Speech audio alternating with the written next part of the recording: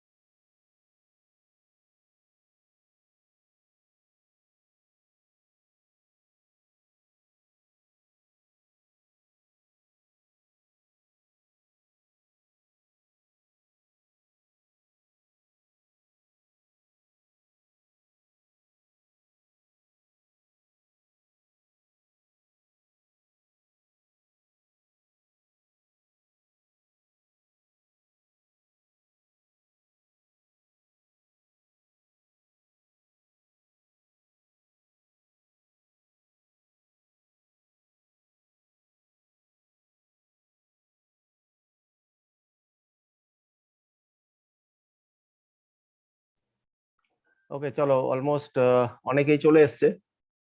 এখন দাঁড়াও, আমি স্ক্রিনটাকে শেয়ার করি ফার্স্ট।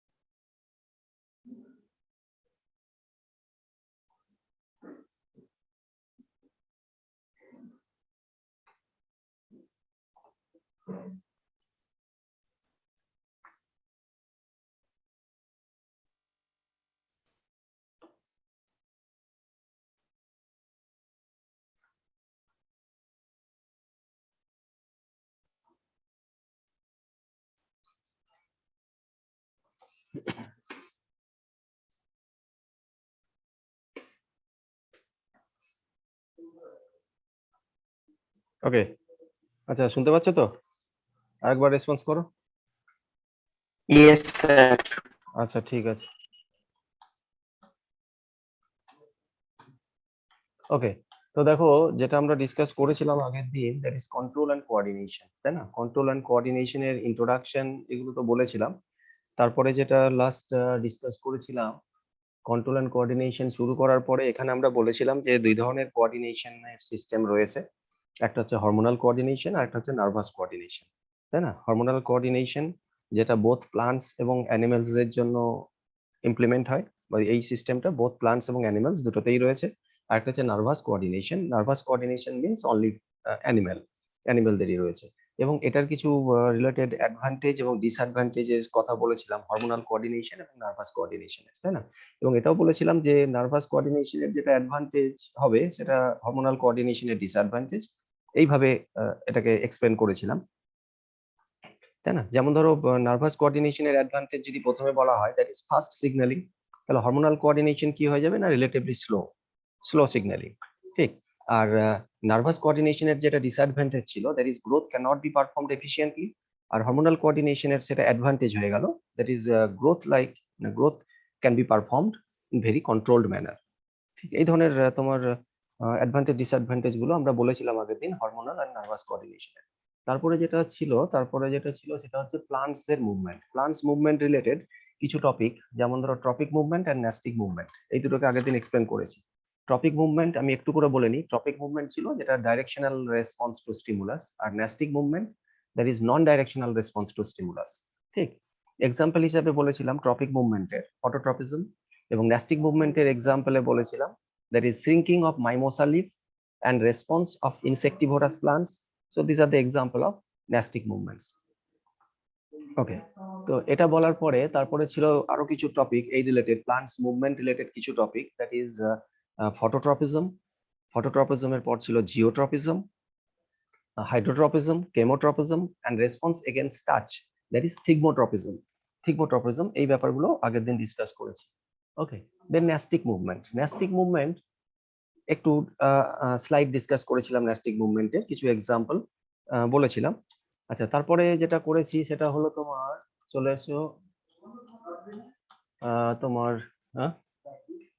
ডাস্টবিন আছে ওই দিকে আছে, ওর শেষে একদম শেষে।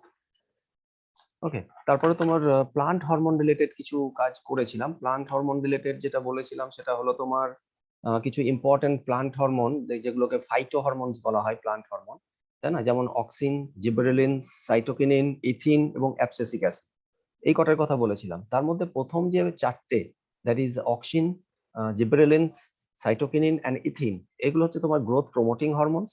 আর যেটা অ্যাবসেসিক অ্যাসিড ছিল, দ্যাট ইজ গ্রোথ ইনহিবিটিং বা কন্ট্রোলিং হরমোনস। এবং এদের লিটল বিট ফাংশনও আমরা আগের দিন তোমরা নোট করেছিলে সবই ফাংশন গুলো, তাই না? এই পর্যন্ত আমরা করে রেখেছি, এবং আজকে যেটা করব সেটা হলো তোমার এর পরের part, that is nervous coordination, ঠিক। তো নার্ভাস কোঅর্ডিনেশনে চলে এসো।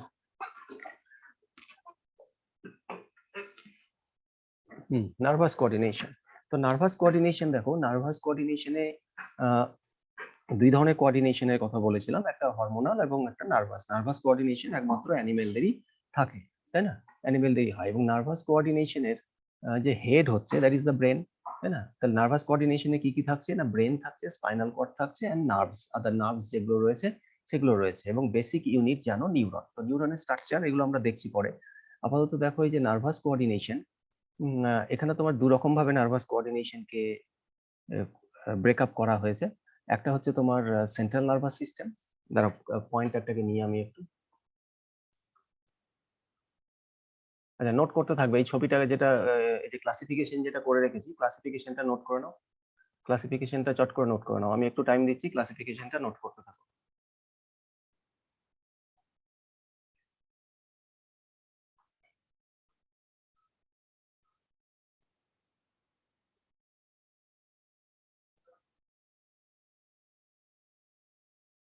ঠিক, চট করে একটু নোট করে নাও এটা।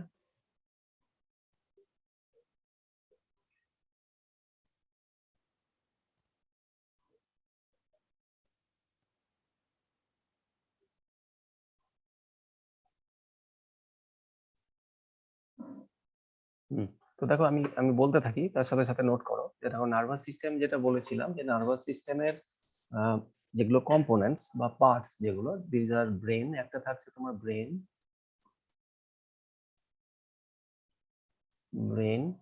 দেন স্পাইনাল কর্ড। স্পাইনাল কর্ড ব্রেনের ম্যানেজারের কাজ করে বলতে পারো। Spinal cord, brain, spinal cord and nerves. Brain, spinal cord and nerves. এবং বেসিক ইউনিট কি না, বেসিক ইউনিট হচ্ছে নার্ভাস সিস্টেমের বেসিক ইউনিট হচ্ছে তোমার neuron. NEURON, RONS, neurons. Neurons হচ্ছে বেসিক ইউনিট। ক্লিয়ার? এবং এই যে তোমার নার্ভাস সিস্টেম, এটাকে দু রকম ভাবে আমরা ক্লাসিফাই করি। একটা হচ্ছে তোমার সেন্ট্রাল নার্ভাস সিস্টেম, যেটাকে পপুলারলি CNS বলা হয়। ফুল ফর্ম হচ্ছে তোমার CNS, সেন্ট্রাল নার্ভাস সিস্টেম। আর একটা হচ্ছে peripheral nervous system. Central nervous system and peripheral nervous system. দেখো নার্ভাস সিস্টেমের যে স্ট্রাকচার যদি দেখো, মোটামুটি জানো সবাই অলমোস্ট তোমরা। সেন্ট্রাল নার্ভাস সিস্টেম মানে সেন্ট্রাল কেন বলা হচ্ছে, সেন্ট্রাল নার্ভাস সিস্টেমের মধ্যে রয়েছে that is brain, spinal cord, তাই না? স্পাইনাল কর্ড কোথায় রয়েছে না, ব্রেন থেকে স্পাইনাল কর্ড, তাই তো? স্পাইনাল কর্ড রয়েছে যেটা তোমার কিছু ভার্টিব্রাল কলম রয়েছে আমাদের, সেই ভার্টিব্রাল কলমের ভেতর দিয়ে স্পাইনাল কর্ডটা রয়েছে, যেখানে 33 ভার্টিব্রা আমাদের রয়েছে।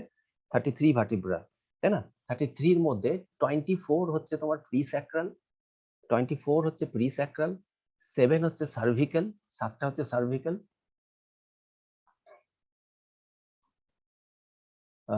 12 হচ্ছে তোমার থোরাসিক এবং 5টা হচ্ছে লাম্বার। ঠিক, 5 নম্বর এবং 4 নম্বর এগুলো দরকার নেই অত, তবু আমি বলে দিচ্ছি। দেখো 24টা বললাম প্রি স্যাক্রাল, 7টা হচ্ছে সার্ভিক্যাল, 12 হচ্ছে তোমার থোরাসিক এবং 5টা হচ্ছে লাম্বার। এই যে ভার্টিব্রাল কলম, এই ভার্টিব্রাল কলমের থ্রু দিয়ে স্পাইনাল কর্ডটা পাস হচ্ছে।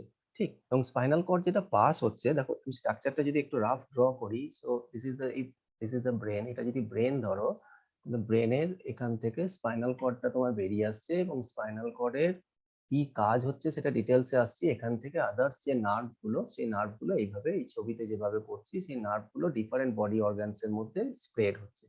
ক্লিয়ার? এইভাবে নার্ভস গুলো স্প্রেড হচ্ছে through from spinal cord. Clear? তাহলে সেন্ট্রাল নার্ভাস সিস্টেম কোনটাকে বলা হচ্ছে না, সেন্ট্রাল যেটা বডির একদম সেন্টার দিয়ে যেটা পাস হচ্ছে, তাই না? That means you can say that present in the axis of the symmetry of the body. Present in the axis of the symmetry of the body. Axis of the symmetry কোনটাকে বলা হচ্ছে, ধরো এই বডিটাকে আমি যদি একটা স্ট্রেট লাইন টেনে যদি দুটো ভাগে ভাগ করি, এইভাবে একটা স্ট্রেট লাইন যদি টানি, তাহলে এই স্ট্রেট লাইনের মধ্যে যেটা পড়ছে, this is the symmetry line. এই সিমেট্রি লাইনের মধ্যে যে নার্ভাস সিস্টেমটা পড়ছে, that is actually central nervous system, তাই তো? That is present in the axis of the symmetry of the body, that is central nervous system. Clear? তো central nervous সিস্টেমের এর কনস্টিটিউয়েন্ট পার্টস কারা কারা রয়েছেন, একটা হচ্ছে ব্রেন আর একটা স্পাইনাল কর্ড, যেটা একটু আগেই বললাম, ব্রেন এবং স্পাইনাল কর্ড। আরেকটা যেটা রয়েছে তোমার এদিকে, ব্রেন স্পাইনাল কর্ডের ব্যাপারে আসছি। আচ্ছা এখানে বলেই নি, দেখো ব্রেন, ব্রেন তো জানো যে মেন হচ্ছে thinking and decision making part, controls all the voluntary and involuntary actions, control all the voluntary and involuntary actions। voluntary and involuntary actions কি না, voluntary actions কিছু actions আছে যেগুলো আমরা আমাদের বাই উইল সেগুলোকে কন্ট্রোল করতে পারি। আর কিছু actions রয়েছে যেটা আমাদের উইল দিয়ে কন্ট্রোল হয় না। যেমন ধরো তুমি হাতের যে মাসেলস, হাতের আর্ম, হাতের যে মাসেল, সেটা তুমি তোমার উইল দিয়ে কন্ট্রোল করতে পারবে, তাই না? কিন্তু কার্ডিয়াক মাসেল তুমি চাইলেও সেটাকে কন্ট্রাকশন রিল্যাক্সেশন তোমার কন্ট্রোলে সেটা নেই, সেটা অটোমেটিক হবে যা হওয়ার। তো এগুলো হচ্ছে তোমার ভলেন্টারি এবং ইনভলেন্টারি অ্যাকশনস। তো এই ধরনের যত ভলেন্টারি এবং ইনভলেন্টারি অ্যাকশনস রয়েছে, that will be control by the brain. This is the main thinking part. Clear?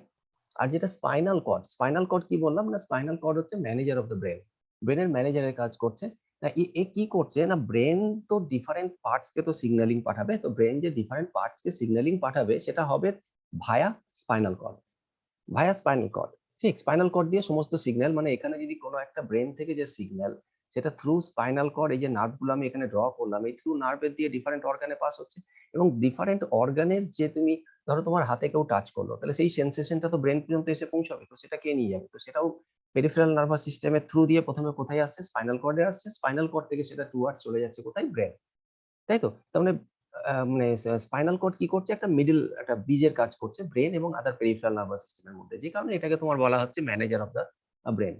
It connects the brain and various parts of the body, send signals from and to brain. Brain পর্যন্ত signal পৌঁছে দেওয়া এবং brain থেকে signal নিয়ে যাওয়ার কাজটা করে কে? Spinal cord করে। ক্লিয়ার? তাহলে এটা গেল তোমার সেন্ট্রাল নার্ভাস সিস্টেম, যেটার দুটো পার্টস, একটা ব্রেন এবং আরেকটা হচ্ছে স্পাইনাল কর্ড। নেক্সট চলে এসো তুমি peripheral nervous system. Peripheral nervous system, peripheral nervous সিস্টেমের কাজটা হচ্ছে, peripheral nervous system carries message to and from central nervous system. Peripheral nervous system কি করছে না, মেসেজ ক্যারি করছে to and from central nervous system. Central nervous system পর্যন্ত message গুলোকে carry করা বা সিগন্যালকে ক্যারি করা, বা সেন্ট্রাল নার্ভাস সিস্টেম থেকে বাকি ডিফারেন্ট পার্টসে সিগন্যালকে পৌঁছে দেওয়া, এই কাজটা করছে তোমার পেরিফেরাল নার্ভাস সিস্টেম। ক্লিয়ার? আচ্ছা, তারপর নেক্সট ক্লাসিফিকেশন দেখো। নেক্সট ক্লাসিফিকেশন, পেরিফেরাল নার্ভাস সিস্টেমকে বলা যেতে পারে দু রকম ভাবে ডিভিশন করা যেতে পারে। একটা হচ্ছে somatic nervous system, somatic nervous system, আর একটা হচ্ছে অটোনমিক নার্ভাস সিস্টেম বা অটোনোমাস নার্ভাস সিস্টেম বা অটোমেটিক নার্ভাস সিস্টেমও বলতে পারো। ঠিক, তাহলে পেরিফেরাল যে নার্ভাস সিস্টেম রয়েছে, পেরিফেরাল মানে বুঝে গেছো, পেরিফেরাল মানে other than central nervous system, মানে ব্রেন স্পাইনাল কর্ড ছাড়া আদার পার্টসে যে নার্ভ গুলো রয়েছে, this are peripheral nervous system. তো সেটাকে আমরা দুভাগে ভাগ করছি, that is somatic nervous system আর একটা হচ্ছে অটোনমিক নার্ভাস সিস্টেম। তো সোমাটিক নার্ভাস সিস্টেম কোনটা? সোমাটিক নার্ভাস সিস্টেম কোথায় চলে গেল, দাঁড়া এক মিনিট, হ্যাঁ, এই যে somatic nervous system. Somatic nervous system কোনটা? যেটা হচ্ছে তোমার controls voluntary muscles. Somatic nervous সিস্টেমের মেইন ফাংশন হচ্ছে কন্ট্রোলস ভলেন্টারি মাসেলস। আমি এরপরে আরেকবার রিপিট করব, তখন এগুলো নোট করে নেবে, এই ছোটখাটো পয়েন্ট গুলো নোট করে নেবে, ডিটেলস দরকার নেই। তারপরে তো তোমার নোট পত্র যা ক্লাসরুমে আছে সেগুলো দেখতে পারবে, সেখান থেকে ডিটেলস পাবে। আর আপাতত মাইন্ড ম্যাপটা তৈরি করার জন্য, মানে কি কি পড়ানো হয়েছে বা কিভাবে পড়ানো হয়েছে সেটাকে মনে রাখলেই অনেক কাজ হয়ে যাবে, দেখবে অর্ধেক কাজটা এখানেই হয়ে যাবে সেটার জন্য। তো somatic nervous system, that is control voluntary muscles. Voluntary muscles গুলোকে কন্ট্রোল করছে কে? না, সোমাটিক নার্ভাস সিস্টেম কন্ট্রোল করছে। ভলেন্টারি মাসেলস কোনগুলো? একটু আগেই বলে এলাম না, which can be controlled by our thinking or our will. আমাদের থিঙ্কিং বা আমাদের উইল যে মাসেলস গুলোকে কন্ট্রোল করতে পারছে, দিজ আর হচ্ছে তোমার ভলেন্টারি মাসেলস, তাই না? যেমন ধরো হাতের মাসেলস তুমি কন্ট্রোল করতে পারবে, তুমি জিম টিম করে তোমার মাসেল টাসেল তুমি ডেভেলপ করতে পারো, কিন্তু কার্ডিয়াক মাসেল কি এরকম তুমি ডেভেলপ করতে পারবে না? ওটি কি তোমার উইলিংস এর উপরে ডিপেন্ডেন্ট হবে, মুভমেন্ট করাবে, যে হাতটা একটু এদিক ওদিক করলে কার্ডিয়াক একটু পাম্প No, বেশি হবে? sir. এটা নট পসিবল, তাই না? তো এইগুলো দেখো, কন্ট্রোলস ভলেন্টারি মাসেলস হ্যাঁ, কন্ট্রোল করছে কে? That is somatic nervous system mainly. আচ্ছা, নেক্সট চলে এসো তুমি কার্ডিয়াক মাসেলস, মানে autonomic nervous system. Autonomic nervous system, আমি পয়েন্টারটা চলে গেল, এক মিনিট দাঁড়াতো।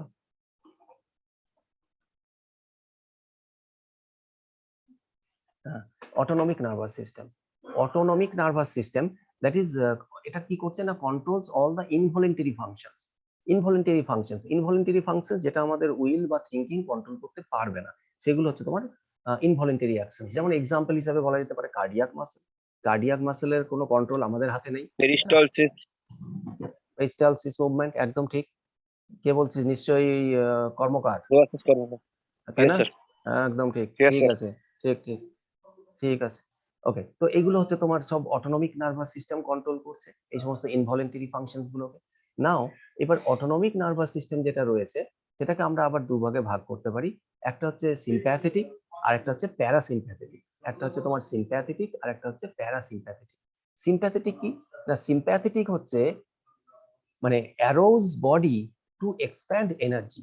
Arose body to expend energy, মানে এটাকে বলা হয় fight and flight system. Fight and flight system example হিসেবে যদি বলা হয়, মানে ধরো কোনো একটা সিচুয়েশনে যেখানে হঠাৎ তোমার সাডেন এনার্জি রিকোয়ারমেন্ট হবে, প্রচুর এনার্জি রিকোয়ারমেন্ট হচ্ছে। ধরো তুমি কোনো জুতে বেড়াতে গেছো, বেড়াতে গিয়ে হঠাৎ দেখছো যে যে টাইগার, তার খাঁচাটা খোলা, ওপেন, টাইগার তোমার পেছনে পড়েছে। তো ঠিক তখন সেই মুহূর্তে তোমার যে ছুটবে, তুমি সমস্ত এনার্জি এক্সপ্যান্ড, মানে এক্সপ্যান্ড করে তোমাকে সেটা ইউটিলাইজ করতে হবে সেই মুহূর্তে, অটোমেটিক সেটা হয়ে যাবে। তো সেটা কন্ট্রোল করছে এই ধরনের যে action, that is arose body to expend energy. এই কাজগুলোকে করছে তোমার সিম্প্যাথেটিক নার্ভাস সিস্টেম, যেটাকে বলা হয় fight and flight system. Clear? আরেকটা যেটা প্যারাসিম্প্যাথেটিক, প্যারাসিম্প্যাথেটিক কি না, প্যারাসিম্প্যাথেটিক এর ঠিক উল্টো কাজ করে, that is comes down body, comes body to conserve energy. এটাকে বলা হয় তোমার rest and digest system. Rest and digest system মানে যখন ধরো খুব রেস্টের মধ্যে রয়েছে, মানে পুরো ফ্রিলি এনভায়রনমেন্টে রয়েছে, খুব মানে সুন্দরভাবে রয়েছে, কোনো টেনশন নেই, কিছু নেই, দ্যাট ইজ এই ধরনের সিচুয়েশনটাকে কন্ট্রোল করছে কি না প্যারাসিম্প্যাথেটিক নার্ভাস সিস্টেম। ঠিক, that is comes down body to conserve energy. Energy তখন ইউজ হচ্ছে না, এনার্জি কনজিউম হচ্ছে, এই সিস্টেমটাকে বলা হয় rest and digest system. Rest and digest system. এই প্যারাসিম্প্যাথেটিক নার্ভাস সিস্টেম দিয়ে যে সমস্ত জিনিসগুলো কন্ট্রোল হয়, যেমন ধরো ইউরিনাল প্রসেস, ঠিক, urinal process, digestion, sexual arousal, এই সমস্ত পার্ট গুলো, এই ফাংশন গুলো কন্ট্রোল হচ্ছে through parasympathetic nervous system. Clear? আচ্ছা, এখানে আরো দুটো পয়েন্ট, সেটা হচ্ছে আমি বলে নিই, তারপর আমি আর একটু স্লো বলবো, তখন নোট করবে। সেটা হচ্ছে এই যে nerves coming out from brain is called cranial nerves, তাই না? যেমন ধরো আমাদের ফেসের মধ্যে যে নার্ভস যেগুলো রয়েছে, সেগুলো তো স্পাইনাল কর্ড থেকে পেরিফেরাল নার্ভাস সিস্টেমের থ্রু দিয়ে বেরোচ্ছে না, ফেসের মধ্যে যে নার্ভ গুলো রয়েছে সেগুলো ডাইরেক্টলি ব্রেন থেকেই আসছে। তো এই ধরনের যে নার্ভস, সেগুলোকে বলা হচ্ছে তোমার, সেগুলোকে বলা হয় ক্রেনিয়াল নার্ভস। মানে সিম্পলি বলতে পারো যে nerves coming out from brain is called cranial nerves. Example হিসেবে বলা যেতে পারে নার্ভ ইন ফেস, হ্যাঁ না? দেন আরেকটা যেটা হচ্ছে তোমার nerves coming out from spinal cord. Spinal cord থেকে যে সমস্ত নার্ভ বেরিয়ে আসছে, this are called actually spinal nerves. Example হিসেবে বলা যেতে পারে তোমার nerves from other parts of the body. কি হলো? Nerves, nerves from other parts of the body, এটাকে বলা হচ্ছে তোমার স্পাইনাল নার্ভস। তাহলে দুই ধরনের নার্ভসের কথা এখানে আরো বললাম, দ্যাট ইজ ক্রেনিয়াল নার্ভস এবং স্পাইনাল নার্ভস। আরেকটা জিনিস যেটা বললাম যে স্পাইনাল কর্ড যে একদম ওপেন থাকে তা তো না, স্পাইনাল কর্ডের একটা প্রোটেকশন থাকে, ব্রেনের যেমন প্রোটেকশন থাকে, ব্রেনের চারপাশে স্কাল থাকে, তাই না? সিমিলারলি স্পাইনাল কর্ডের যে প্রোটেকশন, সেই প্রোটেকশনটা হয়, ভার্টিব্রাল কলাম থাকে। কারেক্ট, ভার্টিব্রাল কলম থাকে। তো সেখানে কটা ওই ভার্টিব্রা থাকে বলতে পারবে কেউ? কটা ভার্টিব্রা থাকে? আচ্ছা, হ্যাঁ বলো কটা? 46 33। 33, ঠিক, 33 ভার্টিব্রা থাকে। সেই 33 এর মধ্যে তোমার মোটামুটি 24টাকে বলা হয় প্রিস্যাক্রাল বলা হয়। এগুলোর আলাদা আলাদা সব নাম রয়েছে, যেমন একদম যার সাথে স্কালটা অ্যাটাচ, সার্ভাইকাল, থোরাসিক, লাম্বার। একদম ঠিক, সার্ভাইকাল, থোরাসিক, লাম্বার, ঠিক ঠিক। এইবার দেখো একদম টপে, মানে যেটার সাথে স্কাল অ্যাটাচ থাকে, সেটাকে বলা হচ্ছে তোমার অ্যাটলাস, এবং একদম লাস্ট যে vertebra, that is called actually Atlas। হ্যাঁ অ্যাটলাস, কারেক্ট, ঠিক। তো এই দুটো রয়েছে, একটা অ্যাটলাস আর একটা কক্সিস। ওকে, তো এবার দেখো আমি একটু স্লো বলি, চট করে একটু জাস্ট এইগুলো যে ছবিটা, ডায়াগ্রামটা অলরেডি, ক্লাসিফিকেশনটা অলরেডি ড্র করেছো, তার পাশাপাশি ছোট্ট করে লিখে নিতে পারো। যেমন ধরো প্রথমেই লেখো যে নার্ভাস সিস্টেমের পাশেই লেখো যে মেইন হেডিং যেটা নার্ভাস সিস্টেম, ওর পাশে কনস্টিটিউয়েন্ট পার্টস গুলো, just mind map, details explanation এটা লিখছো না, পরে তুমি ওগুলো ক্লাসরুমে পাবে, ঠিক। দ্যাট ইজ স্যার এবার একটু বলুন। হ্যাঁ দেখো আমি বলছি যেটা আমি এখন যেটা বলছি সেটা হচ্ছে যে যে টপিক গুলো এক্ষুনি আমি বলে গেলাম, এবার আমি একটু শর্টে জাস্ট পয়েন্ট করে, ওয়ার্ড বেসিসে পয়েন্ট করে করে আমি বলে দিচ্ছি, একটু করে নোট করে নাও, ঠিক। ডিটেলস এক্সপ্লেনেশন গুগল ক্লাসরুমের আপলোড হয়ে গেছে অলরেডি, তো সেখানে দেখে নিতে পারবে। এখন যেটা কি করছি, এটা একটা মেমোরি ম্যাপ, মানে তোমার খাতাটা যেটাতে লিখছো সেটা যদি চোখের সামনে থাকে, তোমার সব মনে পড়ে যাবে যে কি ডিসকাশন হয়েছিল না হয়েছিল। তো সেটা যাতে মনে পড়ে যায়, তার জন্য যেটুকু লেখার দরকার আমি শুধু সেটুকু লিখছি, ঠিক। তো দেখো নার্ভাস সিস্টেম, ওর পাশেই লিখে নাও, প্রথমে একদম টপে যে হেডিং রয়েছে নার্ভাস সিস্টেম, এটা, তার পাশেই জাস্ট লিখে নাও যে কনস্টিটিউয়েন্ট পার্টস হচ্ছে তোমার brain, spinal cord and nerves. Brain, spinal cord and nerves, and basic unit হচ্ছে তোমার নিউরন। নিউরনের স্ট্রাকচারে আসছি একটু পরে, বেসিক ইউনিট হচ্ছে নিউরনস, ঠিক। আচ্ছা, নেক্সট চলে এসো central nervous system. Central nervous system দেখো এখানে যেটা রয়েছে, সেন্ট্রাল নার্ভাস সিস্টেম, এটার আন্ডারে জাস্ট একটাই পয়েন্ট লেখো, that is present in the axis of symmetry of the body. বডির সিমেট্রিক্যাল লাইনের মধ্যেই থাকে এটা, present in the axis of the symmetry of the body, present in the axis of the symmetry of the body, that is central nervous system. আচ্ছা, present in the axis of the symmetry of the body. Next চলে এসো তুমি peripheral nervous system. Peripheral নার্ভাস সিস্টেমে just একটাই point লেখো, that is carries message to and from CNS, carries message to and from CNS, carries message to and from CNS. তাহলে মোটামুটি মনে থেকে যাবে সব পয়েন্টগুলো, carries message to and from CNS, carries message to and from CNS. হলো? এই পর্যন্ত হয়েছে? হ্যাঁ স্যার। ঠিক, এবার চলে এসো তুমি এই সেন্ট্রাল নার্ভাস সিস্টেম সিএনএস এর যে দুটো আবার ডিভিশন এখান থেকে, একটা ব্রেন আর একটা স্পাইনাল কর্ড। তো ব্রেন জাস্ট এখানে একটু জানো সব অলরেডি, তবু লিখে রাখো যে thinking or decision making part controls all the voluntary and involuntary actions. Thinking or decision making part controls all the voluntary and involuntary actions. ব্রেনের আন্ডারে এখানে এখানে thinking or decision making part controls all the voluntary and involuntary actions. Control all the voluntary and involuntary actions. Control all the voluntary and involuntary actions. দেন চলে এসো তুমি spinal কর্ডে। Spinal কর্ডে চলে এসো। স্পাইনাল কর্ডে এখানে জাস্ট একটাই পয়েন্ট লেখো, একটাই পয়েন্ট লেখো, লেখো যে it connects the brain and various parts of the body. It connects the brain and various parts of the body. It connects the brain and various parts of the body.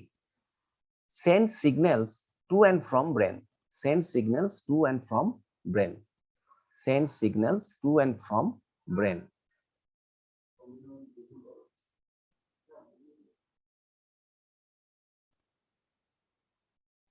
Clear? It connects the brain and various parts of the body, sends signals to and from brain. Okay, এবার চলে এসো তুমি পেরিফেরালে। পেরিফেরালে পেরিফেরালের ভেতরে দেখো দুটো ভাগ যেটা করেছি, একটি সোমাটিক আর একটা অটোনমিক। পয়েন্টারটা কোথায় চলে গেল? এই যে, হ্যাঁ, সোমাটিক, একটা সোমাটিক আর একটা অটোনমিক। তো সোমাটিকের মধ্যে একটু লেখো যে controls voluntary actions. Controls voluntary actions. সোমাটিকের মধ্যে লেখো controls voluntary actions. Voluntary actions বলতে যেগুলো আমাদের উইল দিয়ে কন্ট্রোল করতে পারবো। সোমাটিক নার্ভাস সিস্টেমের মধ্যে একটাই পয়েন্ট লেখো কন্ট্রোলস ভলেন্টারি অ্যাকশনস। আর অটোনমিক নার্ভাস সিস্টেমের মধ্যে লেখো controls involuntary functions. Control involuntary functions. Autonomic nervous সিস্টেমের মধ্যে লেখো controls involuntary functions. Involuntary functions. Controls involuntary functions. Control involuntary functions. Control involuntary functions. আচ্ছা, এইবার এই যে অটোনমিক বা অটোমেটিক নার্ভাস সিস্টেম যেটা, এটার যে দুটো ভাগ করেছিলাম, একটা সিম্প্যাথেটিক আর একটা হচ্ছে প্যারাসিম্প্যাথেটিক। সিম্প্যাথেটিক এর মধ্যে লিখে রাখো, সিম্প্যাথেটিক এর মধ্যে একটা পয়েন্ট লেখো যে arouse body, AROWES, arouse body to expend energy. Arouse body to expend energy. This is also sir এবার একটু রিপিট করুন। Arouse body to expend energy. Arrows body to expand energy. Arrows body to expand energy. This is also known as fight and flight system. This is also known as fight and flight system. This is also known as fight and flight system. Fight and flight system. Arrows body to expand energy. This is also known as fight and flight system. Fight, F-I-G-H-T, fight, and flight, F-L-I-G-H-T, flight system. R parasympathetic এর মধ্যে লেখো যে calms body to conserve energy. Parasympathetic এর মধ্যে লেখো calms body, CALMS, মানে বডিকে একটু চুপচাপ রাখে, শান্তশিষ্ট রাখে। calms body, CALMS, calms body to conserve energy. Calms body to conserve energy. Calms body to conserve energy. This is also known as rest and digest system. This is also known as rest and digest system. This is also known as rest and digest system. This is also known as rest and digest system. Clear? আর এখানে আরো দুটো point যেটা বলেছিলাম, সেটা হচ্ছে একটা cranial nerves. Cranial nerves এর একটা লাইন জাস্ট লিখে লেখো, লেখো যে নার্ভস, এটা সেপারেট পয়েন্ট করে লেখো। Nerves coming out from brain are called cranial nerves. Nerves coming out from brain are called cranial nerves. Nerves coming out from brain is called cranial nerves. Example হিসাবে লিখতে পারো nerve in face, nerves in face, nerves in face. আরেকটা যেটা বললাম, nerves coming out from spinal cord is called spinal nerves. Nerves coming out from spinal cord is called spinal nerves. Nerves coming out from spinal cord is called spinal nerves. Example হিসেবে লিখতে পারো nerves from other parts of the body, nerves from other parts of the body, nerves from other parts of the body. Clear হয়েছে এই পর্যন্ত? Nerves from other parts of the body হয়ে গেছে? হ্যাঁ sir. ঠিক। আচ্ছা এবার নেক্সট পার্টে চলো, নেক্সট পার্টে চলো, দ্যাট ইজ দেখো আমি একটা চেনা জানা ছবি এঁকেছি, দ্যাট ইজ ব্রেন, তাই না?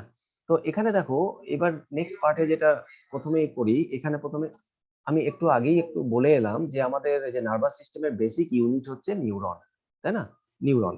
তো সিগন্যালকে ক্যারি করার জন্য তো স্পেশাল সেল দরকার, স্পেশাল সেল দরকার যার মধ্যে এই ক্যাপাবিলিটি থাকবে যে সিগন্যালকে একটা জায়গা থেকে আরেকটা জায়গায় ক্যারি করতে পারবে। এবং তোমাদের আমি ওই আগেও বলেছি সেটা হলো যে ডিপেন্ডিং আপন ফাংশন সেলের স্ট্রাকচার সেরকম হয়, বা সেলের স্ট্রাকচারের উপরে ডিপেন্ড করে তার ফাংশনও হয়, তাই না? যেমন ধরো স্কিনের যে সেল, স্কিনের কি কাজ? স্কিনের কাজ হচ্ছে বডিকে কভার করা, তাহলে স্কিনের যে সেল সেগুলো দেখবে একটু ফ্ল্যাট টাইপের হবে, ঠিক আছে? সিমিলারলি নিউরনের কাজ কি? নিউরনের কাজ সিগন্যালকে এক জায়গা থেকে আরেক জায়গায় নিয়ে যেতে হবে, তাই না? তার মানে দেখো যে কারণে ওর চেহারাটা এরকম হয়েছে, একটু লম্বাটে টাইপের হয়েছে, যাতে করে সিগন্যালটা একটা জায়গা থেকে আরেকটা জায়গায় ক্যারি হতে পারে। তো এই যে দেখো নিউরনের স্ট্রাকচার তোমরা আগেও দেখেছো, এখানে কয়েকটা ইম্পর্টেন্ট পার্ট, ওই যেটা পয়েন্টারটা দেখি আমি একবার, এই যে, হ্যাঁ। তো এখানে দেখো প্রথমেই বলি এই যে এই পার্টটা দিস আর অ্যাকশন, এই যে ওর লেভেল করাই আছে, এই যে অ্যাকশন, দিস আর অ্যাকশন, ঠিক, দিস আর অ্যাকশন। আর মেইন যে সেল বডি, এই যে সেলের যে মেইন বডি, এটা হচ্ছে নিউক্লিয়াস, সেলের নিউক্লিয়াস এটা। আর এই যে সেল বডি এটাকে অ্যাকচুয়ালি বলা হয় সাইটন, এটাকে বলা হয় সাইটন, CYTON, এটাকে বলা হয় সাইটন বা সেল বডি। সেল বডির মধ্যে নিউক্লিয়াস থাকে যেমন অন্যান্য সেলে থাকে, এখানেও রয়েছে। আর এটা হচ্ছে তোমার this are the dendrites. Dendrites এর কি রয়েছে? Dendrites it can convert different type of signals to electrical impulse. এর মধ্যে একটা ন্যাচারাল খুবই রয়েছে, ন্যাচারাল ক্যাপাসিটি রয়েছে, এই কি করে ডিফারেন্ট টাইপ অফ সিগন্যাল ও যেগুলো রিসিভ করছে সেটাকে ইলেকট্রিক্যাল ইম্পালসে কনভার্ট করতে পারে। এটা ন্যাচারাল নিয়মই হচ্ছে, তাই না? It can convert different type of signals to electrical impulse, dendrites. আর একদম যে শেষে দেখছো this are axon end synaptic knob, বা বলতে পারো nerve ending. This is the nerve ending part, nerve ending part. Nerve end হচ্ছে যেখানে দুটো পার্ট রয়েছে, একটা হচ্ছে অ্যাকশন টার্মিনাল আর একটা সাইন্যাপটিক নব। So this is the structure of A nerve. Clear? যেটা এগুলো পেয়ে যাবে নোটের মধ্যে, মানে নিউরন স্যার। হ্যাঁ। আচ্ছা আচ্ছা, এবার চলে এসো তুমি আমাদের যে ব্রেন, তার একটু ব্যাপার স্যাপার একটু দেখে নিই। স্লাইড একটু দেখে নিই, বেশি না। এটা দেখো প্রথমে আমি একটু বলে নিই, তারপরে লিখবে। নিউরন তো অলরেডি জানো, আর আলাদা করে তো কিছু বলার নেই এখানে, তবু আমি ব্রেনটাকে একটু বলি। তো দেখো এখানে যেটা রয়েছে ব্রেন প্রোটেকশন, যেটা বললাম ফার্স্ট চলে আসে আমি প্রোটেকশনে, দ্যাট ইজ ইনসাইড স্কাল। মানে ব্রেনের প্রোটেকশন কে দিচ্ছে? স্কাল দিচ্ছে, তাই তো? এবং স্পাইনাল কর্ডের প্রোটেকশন দিচ্ছে ভার্টিব্রাল কলাম। এবার এখানে আরো কিছু ব্যাপার রয়েছে, যে স্কালের মধ্যেও, স্কালের যে একটাই বোন তা না, কিন্তু ওখানে বেশ কিছু লেয়ার থাকে, ঠিক, বেশ কিছু লেয়ার থাকে। মানে আমি এইভাবে বলতে পারি যে ইনসাইড স্কাল দেয়ার আর 3 লেয়ার্স কল্ড, কি বলে বলতে পারবি? মানে স্কালের মধ্যে 3টে লেয়ার থাকে, সেই লেয়ার গুলোকে কি বলে? ডুরা ম্যাটার, পায়া ম্যাটার। একদম ঠিক বলেছিস, সেগুলোকে অ্যাকচুয়ালি বলে তোর মেনিনজিস, ঠিক, মেনিনজিস, Meninges. একদম ঠিক, মেনিনজিস। ইনসাইড স্কাল দেয়ার আর 3 লেয়ার্স কল্ড মেনিনজিস। এই যে 3 প্রোটেক্টিভ লেয়ার্স বলা যেতে পারে, যেটা ব্রেনকে প্রোটেক্ট করে, মানে কোন রকমের অ্যাক্সিডেন্ট বা ইনজুরি থেকে প্রোটেক্ট করে। This protective layers above the brain and spinal কর্ডেও থাকে, এই প্রোটেকশনটা ব্রেন এবং স্পাইনাল কর্ডেও থাকে, ঠিক। এই যে 3 লেয়ার, সেই 3 লেয়ার্স গুলো কি কি না?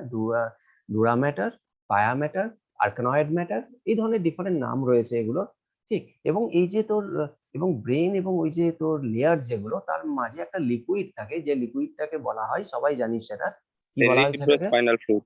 কারেক্ট, সেটাকে বলা হয়, Cerebrospinal fluid. ঠিক, সেটাকে বলা হয় সিএসএফ, সেরিব্রোস্পাইনাল ফ্লুইড। এবং সেরিব্রোস্পাইনাল ফ্লুইড যে শুধু ব্রেনের চারপাশেই থাকে তা না, স্পাইনাল কর্ডের যে প্রোটেকশন হচ্ছে থ্রু ভার্টিব্রাল কলম, তার ভেতরেও সিএসএফ থাকে, সেরিব্রাল স্পাইনাল ফ্লুইড থাকে। ক্লিয়ার? সেরিব্রাল স্পাইনাল ফ্লুইড আচ্ছা শুধু রেসপন্স পাচ্ছি দুই একজনের কাছ থেকে, বাকিটা বুঝতে পারছিস তো রে? দু একজন ঠিক ঠিক ওকে। এবং এই যে স্কাল যেটা বললাম, স্কালকে অ্যাকচুয়ালি বলা হয় ক্রেনিয়াম, ক্রেনিয়াম যেটা প্রোটেক্ট দিচ্ছে।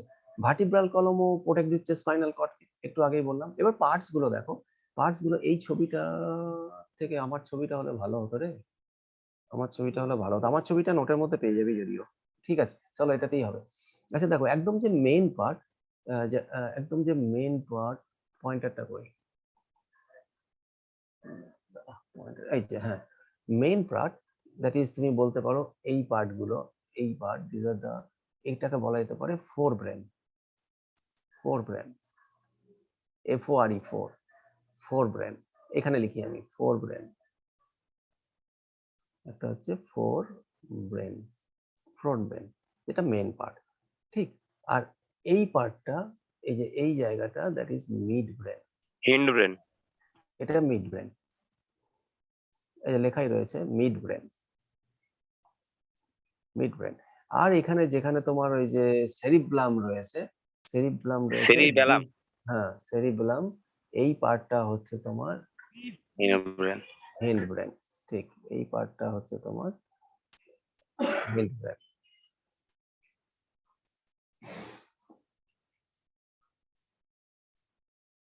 হিন্ড ব্রেন, ক্লিয়ার? এবার চলো, আর এখানে এই ছবিটা, এখানে তোমার পিটুইটারিও থাকে কিন্তু, হ্যাঁ এই তোমার ঠিক হিন্ড ব্রেনের ঠিক জাস্ট ওপরেই দেখো, এটা যদি হিন্ড ব্রেন হয়, হিন্ড ব্রেনটা তো মার্ক করেছে এখানে এই জায়গাটাতে, এই দেখো এইটা হচ্ছে pituitary gland, this is pituitary gland. Pituitary gland ওই জন্য একে মাস্টার গ্ল্যান্ড বলেছিলাম, দেখো এটা একদম ব্রেনের সাথেই কানেক্টেড, তাই না? এটা হচ্ছে মাস্টার গ্ল্যান্ড বলা হয় এই জন্যই। ওকে, তো এটা গেল। আর তাহলে এবার কাজটা যদি দেখি, প্রথমে একটু এমনি বলে নিই, পিটুইটারি গ্ল্যান্ড তো বলে দিলাম এখানে, যেট ইজ দ্য মাস্টার গ্ল্যান্ড। আচ্ছা এই যে তোমার যেটা সেরিব্রাম বলে, যেটা ফোর ব্রেন, যেটা সেরিব্রাম তুই বললি কর্মকার একটু আগেই, সেরিব্রাম, এই যে সেরিব্রাম, এই জায়গাটা cerebrum, that is the main thinking and decision making part, understanding part, কোনো কিছু বোঝা টোঝা এই সমস্ত জন্য রেসপন্সিবল এটা, তাই না? আর এখানে আরেকটা ব্যান্ড, আরেকভাবে এটাকে বলা যেতে পারে, দ্যাট ইজ রাইট ব্রেন এবং লেফট ব্রেন হিসেবেও বলা যেতে পারে। এবং right part of the brain controls the left part of the body, মানে উল্টো সার্কিট, উল্টো এখানে কানেকশন উল্টো করা আছে। Right part of the brain যেটা, সেটা লেফট সাইড অফ দ্য বডিকে কন্ট্রোল করছে, এবং লেফট ব্রেন যেটা, সেটা রাইট সাইড অফ দ্য বডিকে কন্ট্রোল করছে। ক্লিয়ার? এবার যদি এগুলোর হ্যাঁ ফাংশনটা স্যার। যদি, হ্যাঁ এবার যদি এটার ফাংশন গুলো একটু করে যদি দেখি, ফাংশনটাকে একটু করে জাস্ট নোট করে নিতে পারো। সেটা হচ্ছে, আমি বলে যাচ্ছি এর সাথে সাথেই নোট করে নাও। সেটা হচ্ছে ব্রেন তো জানো already, brain is the main thinking and decision making part of the body. Spinal cord also, এবং স্পাইনাল ব্রেন মেন থিঙ্কিং এবং ডিসিশন মেকিং পার্ট, কিন্তু স্পাইনাল কর্ডেরও লিটল বিট এবিলিটি রয়েছে টু থিঙ্ক, থিঙ্কের লিটল বিট এবিলিটি রয়েছে spinal কর্ডেরও, in the name of reflex action. Reflex action হচ্ছে spinal কর্ডের আরেকটা ইম্পর্টেন্ট ফাংশন, সেটাও আসছি পরে।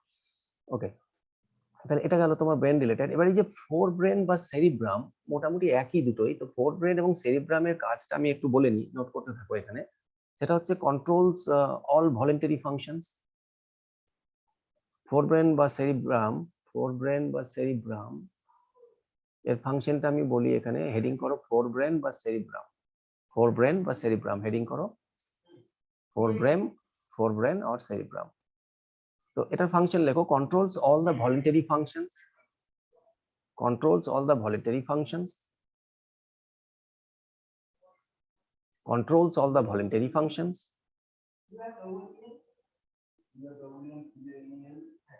Next, sites for calculation, sites for memory calculation, sites for memory calculations, sites for memory calculations.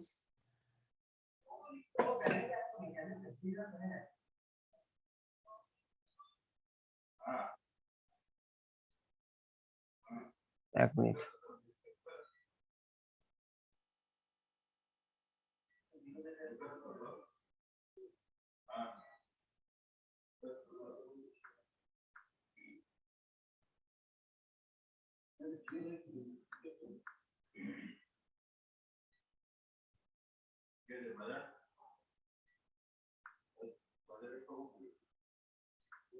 এক minute.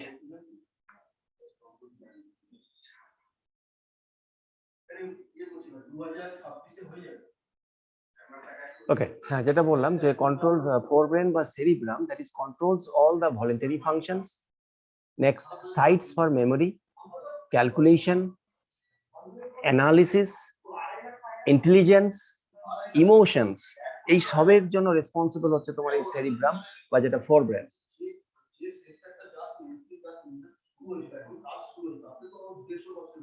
Controls all the voluntary functions, sites for memory, calculations, analysis, intelligence, emotions, etc.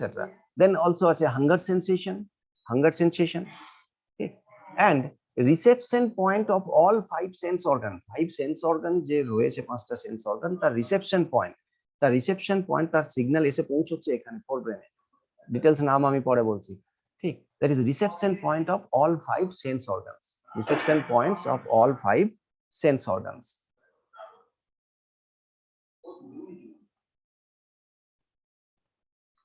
এই জ্যাটা চালাবে না সঞ্জয়, জ্যাটা চালাবে না, তো অফ হয়ে যাবে গো, অনেকক্ষণ থেকেই তো দেখছি তোমার ইউপিএস এ চলছে।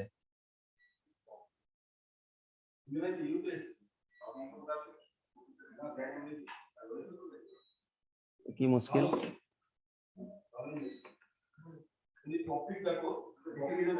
ওকে, তাহলে কি বললাম আমি, কন্ট্রোলস অল দ্য ভলেন্টারি, কে বলছে নো ইলেকট্রিসিটি? তো ইউপিএস আছে বলে চলছে, জ্যাটা দেবে না। আচ্ছা চলো যতক্ষণ হয় দেখি, বন্ধ হয়ে গেলে কিছু করার নেই। নীলাদ্রি ঘোষ এতক্ষণে আসছে, কে? নীলাদ্রি ঘোষ, বাবা নীলাদ্রি, নীলাদ্রি শুনতে পাচ্ছ?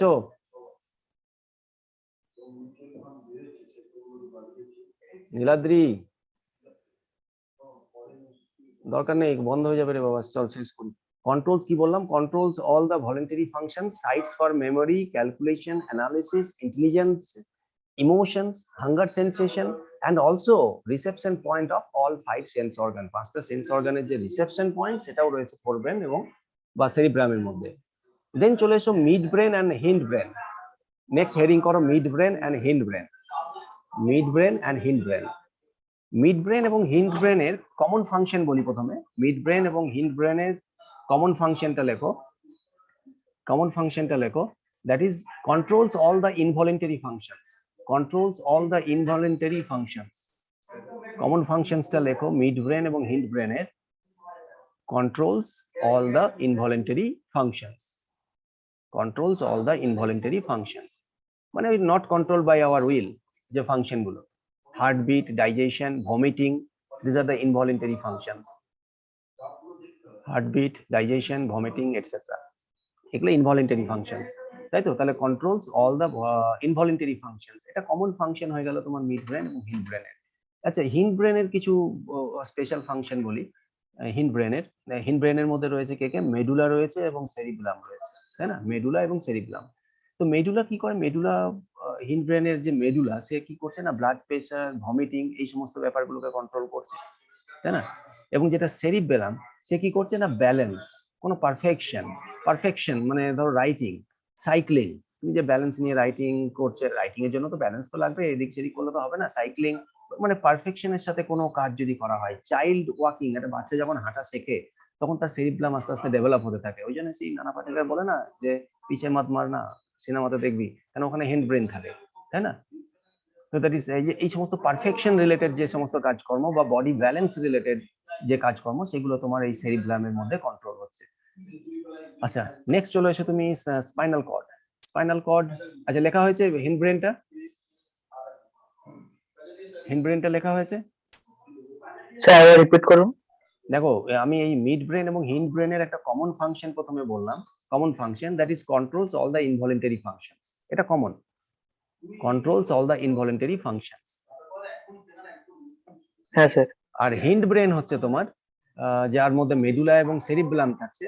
মেডুলা কি কাজ করছে না, মেডুলা করছে তোমার ব্লাড প্রেশার, ভমিটিং এই সমস্ত জিনিসগুলোকে কন্ট্রোল করছে, ব্লাড প্রেশার, ভমিটিং। এবং সেরিব্রাম কি করছে না, ব্যালেন্স, পারফেকশন এই সমস্ত ব্যাপারগুলোকে কন্ট্রোল করছে কে না, সেরিব্রাম। Okay sir.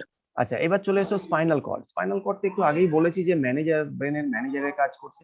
ও কি করছে না, স্পাইনাল কর্ডের মেন কাজ হয়ে যাচ্ছে তোমার ব্রেন থেকে সিগন্যালকে নিয়ে যাচ্ছে। মানে এটা যদি ব্রেন হয়, এই ছবিটাই এঁকে নাও, যেটা আমি আঁকছি সেই মতোই এঁকে নাও, তাহলে লেখাটাও অতটা লিখতে হবে না, শুধু বুঝতে পারলেই হলো। ব্রেন, ব্রেন থেকে সিগন্যালকে নিয়ে যাচ্ছে কোথায়? ব্রেন থেকে সিগন্যালকে নিয়ে যাচ্ছে towards various parts, various parts, various parts. এটাই তো স্পাইনাল কর্ড করছে, ভেরিয়াস পার্টস। এবং ভেরিয়াস পার্টস থেকে সিগন্যালকে নিয়ে যাচ্ছে কোথায়? ব্রেন। ঠিক, ভেরিয়াস পার্টস থেকে নিয়ে যাচ্ছে সিগন্যাল, অ্যারোর উপরে লিখে দিলাম সিগন্যাল। সিগন্যাল, এটা হচ্ছে সিগন্যাল, সিগন্যাল। তাহলে ব্রেন থেকে ডিফারেন্ট সিগন্যালকে nervous system, sorry various, brain থেকে সিগন্যাল ডিফারেন্ট বডি পার্টসে পৌঁছাচ্ছে এবং ডিফারেন্ট বডি পার্টস থেকে সিগন্যালকে ব্রেনের মধ্যে এনে পৌঁছাচ্ছে স্পাইনাল কর্ড। ঠিক,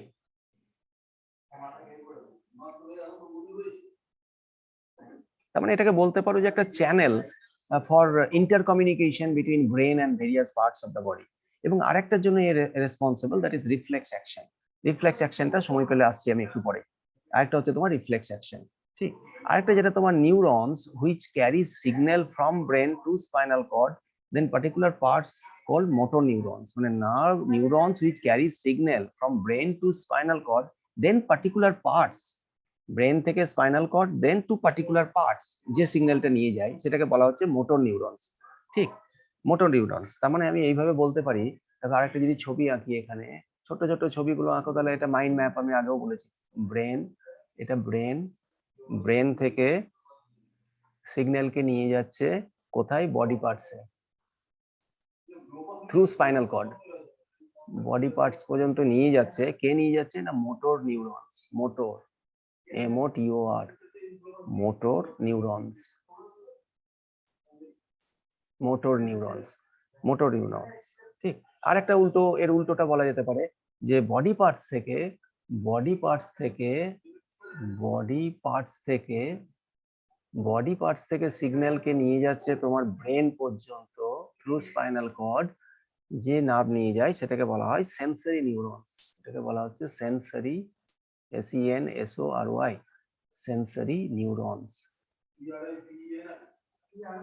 সেন্সরি নিউরনস। ঠিক, সেন্সরি নিউরনস। আর যেটা তোমার আরেকটা আমি বললাম যে সেন্স অর্গান থেকে যেগুলো নিয়ে যায়, সেগুলোর নামগুলো আমি বলে দিই। 5 different neurons to capture 5 different types of signals. 5টা সেন্স অর্গান, কারো যদি 6টা থাকে কিছু করার নেই, কিন্তু 5টাই থাকে আমাদের। 5টা সেন্স অর্গান। আই, সেটাকে যে নার্ভ সিগন্যাল নিয়ে যায়, দ্যাট ইজ ফটোরিসেপ্টর।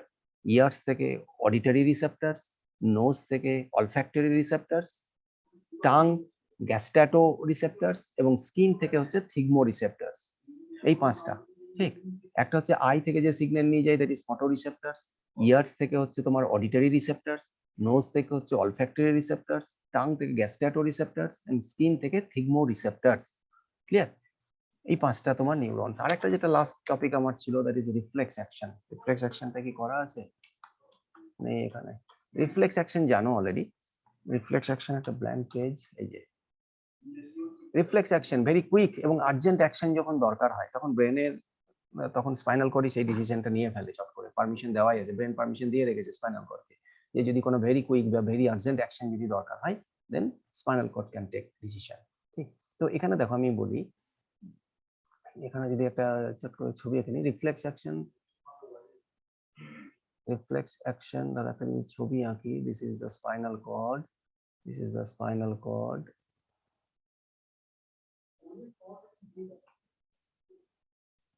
এটা স্পাইনাল কর্ডটাকে আমি ড্র করলাম একটু, স্পাইনাল কর্ড। ঠিক, স্পাইনাল কর্ড, ধরো এখান থেকে তোমার হাত রয়েছে, এটা হাত,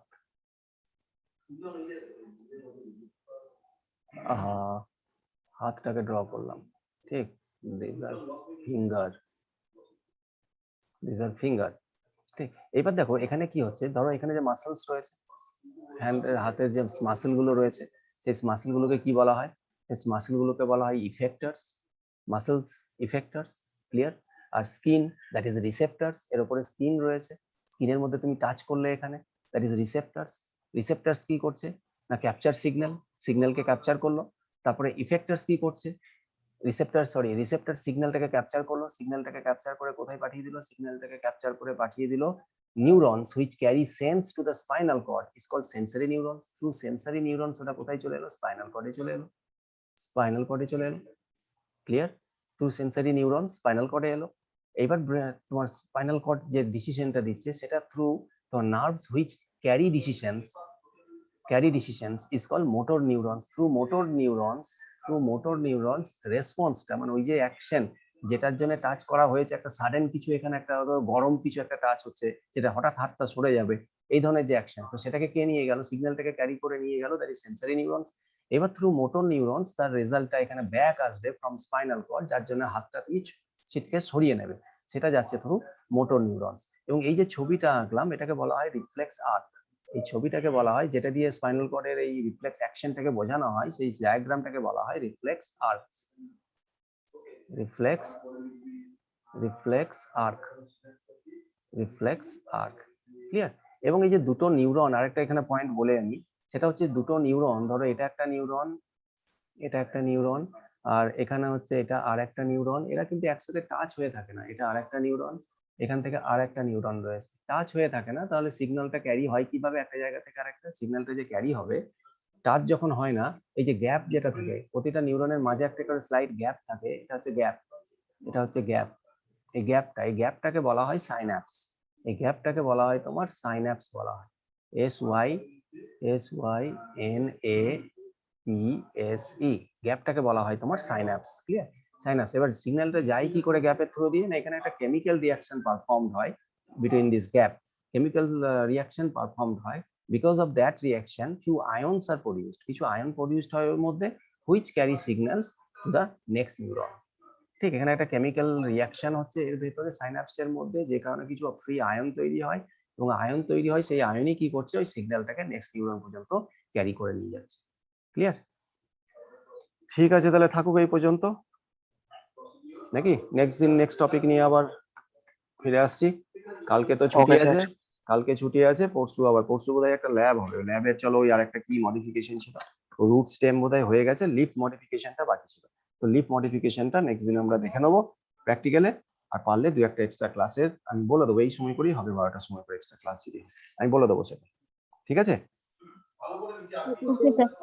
ওকে, Thank thank you all of you, Thank you, bye. sir.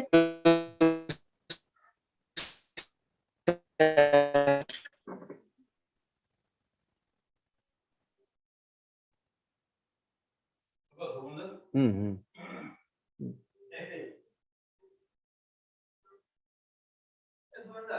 Hello,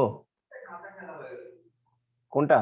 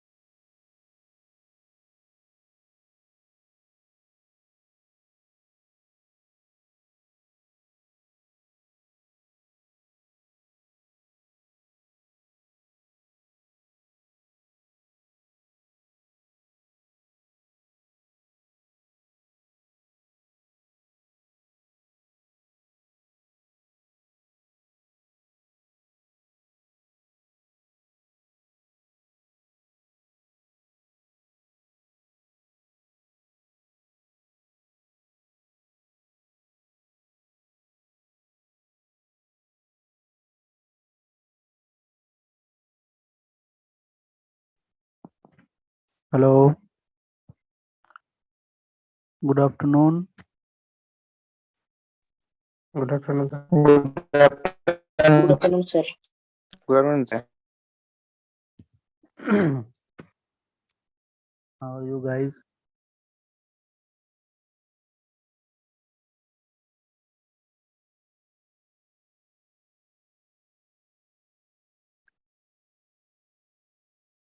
Today is the class about redox titration. Okay. Last day we discussed about redox, some introductory class over there about redox titration. Today we learned some methods. What is the some methods of redox titration? Okay.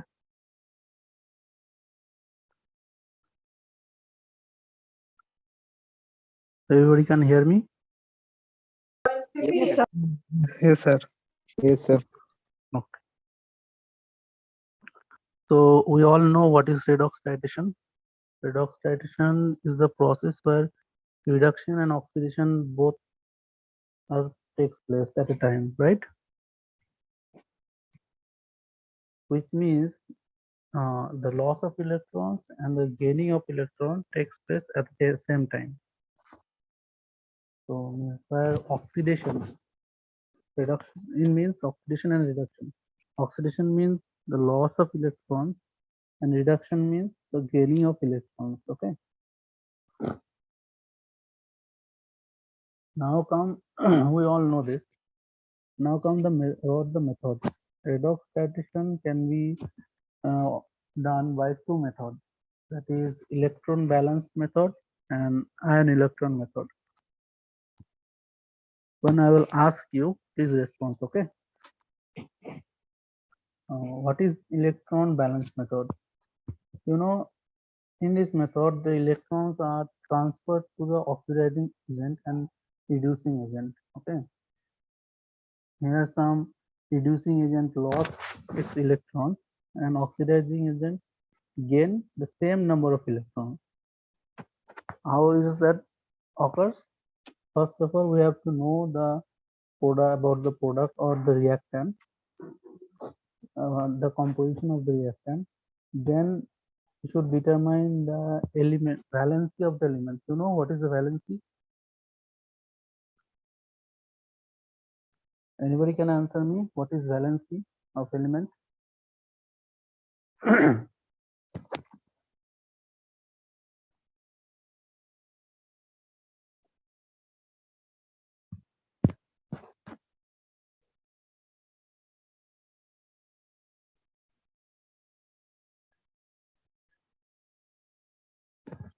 Everybody can hear me, right?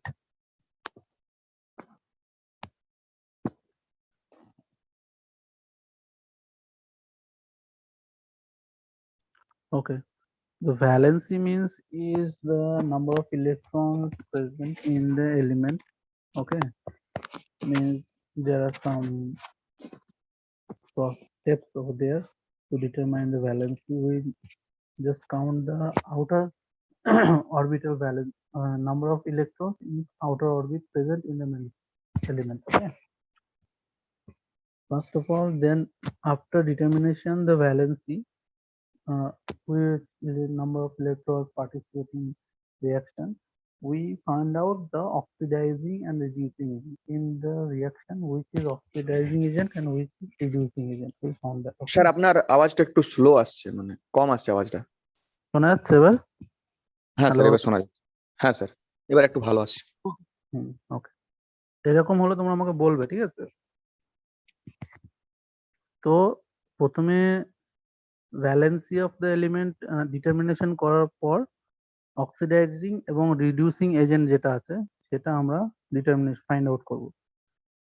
After find out the oxidizing and reducing agent, we will go for the number of electron transferred between oxidizing agent and reducing agent. Means ki the number of electron transfer from oxidizing agent to reducing agent. Okay, means কি হচ্ছে এটা যে reducing agent কতগুলো electron loss করছে এবং oxidising agent যেটা আছে সেটা কতগুলো ইলেকট্রন গেইন করছে সেটা আমাদেরকে দেখতে হবে। এবং তারপরে after number of hello sir, hello sir কয়েকজন ওয়েটিং এ আছে, জয়েন করে দিন।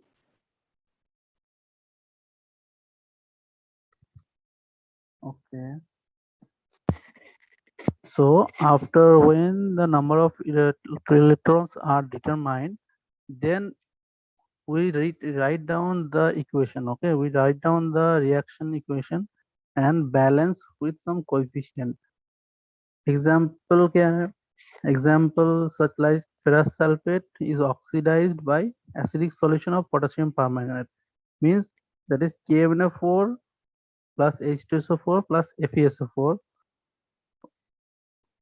rather than it's go for Fe2SO4 plus K2SO4 plus MnSO4 plus H2O, means জল।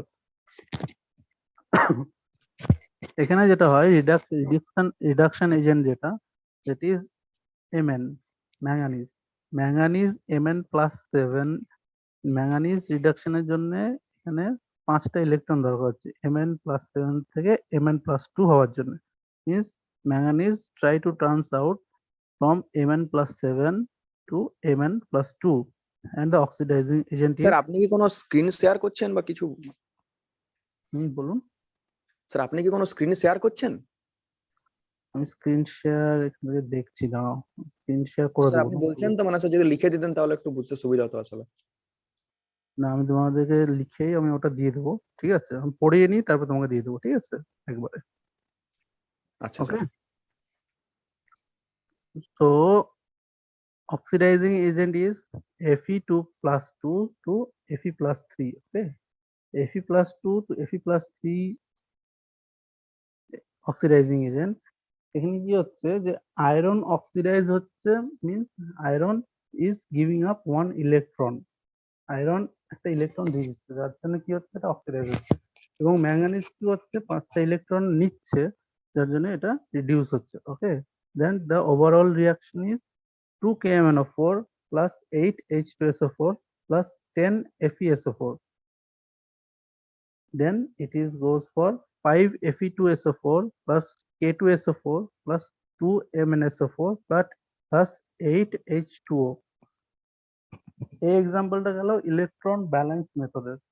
নেক্সট মেথড যেটা আছে সেটা হচ্ছে আয়ন ইলেকট্রন ব্যালেন্স মেথড। এটা একটা same, almost same method, but এখানে কি হয়, in this method electrons are also transferred, but the electrons are added from outside due to for balancing the reaction. Okay, first step is the same about, first step is same, that is know the composition, the formula of the reactant of the product, then determine the oxidizing agent and the reducing agent, and write the partial equation for oxidizing agent and reducing agent. Okay. Then find out the both number of electrons, how many number of electrons required to balance the reaction, then write down the partial equation and make it, collaborate it to write a final equation. First, the above there are some examples such as, that is KMnO4 plus H2SO4 plus FeSO4, which is goes for Fe2SO4 plus K2SO4 plus MnSO4 plus H2O, means এবার এখানে কি হবে, আমাদের এই যে ফুল reaction যেটা আছে, যে এই মেথডে যেটা হবে সেটা হচ্ছে দুটো পার্টে ভাগ হবে। দুটো পার্টে ইন দ্য সেন্স ভাগ হবে কি, ফার্স্টে রিডাকশন হবে। Reduction means Mn+7 to Mn+2, means manganese এখানে 5টা ইলেকট্রন গ্রহণ করছে। The manganese takes 5 electrons from outside. Outside means in this reaction water also present. Water also present means the water can produce H plus electrons and protons also, right? তো এখানে কি হচ্ছে, manganese outside ওই ওয়াটারের source থেকে, বাইরের থেকে 5টা electron গ্রহণ করছে, দিয়ে ম্যাঙ্গানিজ+7 থেকে ম্যাঙ্গানিজ+2 হচ্ছে, means manganese takes 5 electrons from water out into manganese +2. Okay. Then it comes for oxidation. Oxidation means that is from Fe+2 to Fe+3. এখানে কি হচ্ছে আয়রন কি করছে একটা ইলেকট্রন গিভ আপ করছে the iron give up one electron to balance the equation the iron give up one electron and becomes Fe+2 from to Fe+3. This balance next the collaborate the reaction that is 2KMnO4 plus 8H2SO4 plus 10 FeSO4. It comes 5 Fe2SO4. Hello, sir yes. Sir waiting রুমে কিছু student আছে ওদেরকে add করবেন Dibyendu Mahato. Okay, Dibyendu. So the final reaction is 2KMnO4 plus 8H2SO4 plus 10 FeSO4. It goes for 5 Fe2SO4 plus K2SO4 plus 2 MnSO4 plus 8H2O. এখানে যেটা দেখার বিষয় আছে যে উপরের সাথে দুটো মেথডের মধ্যে কি পার্থক্য দুটো মেথডের মধ্যে ইলেকট্রন ব্যালেন্স মেথডের মধ্যে যেটা আছে সেটা হচ্ছে যে একটা রিডিউসিং এজেন্ট যখন ইলেকট্রন লস করছে the oxidizing agent also gain the same number of electrons which is lost by reducing agent. But in ion electron balance method we can added some electrons from outside also, like due to the presence of water the outside electron comes from the water in reduction reaction in oxidation reaction at the same time. Okay.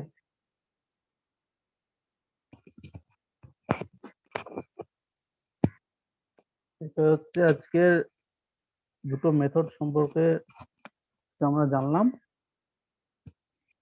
এবার বলো কারোর কিছু question আছে?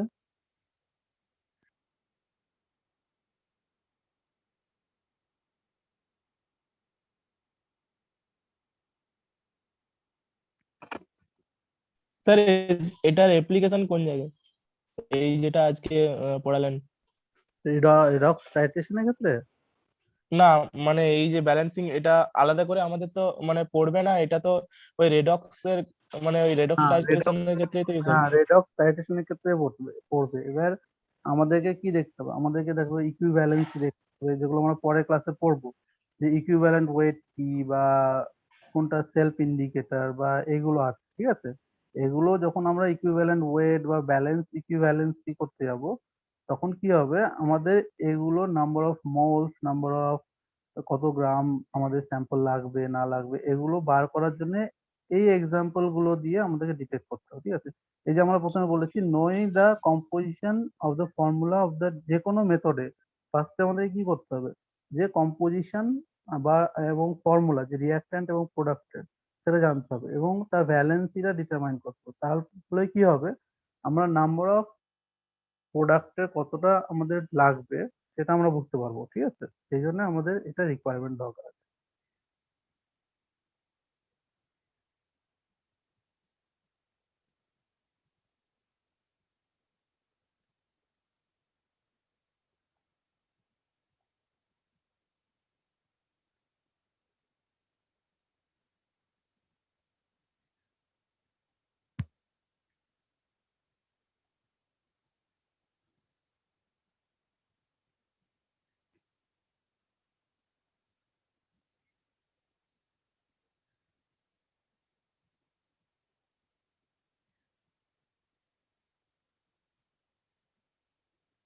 বলো আর কেউ?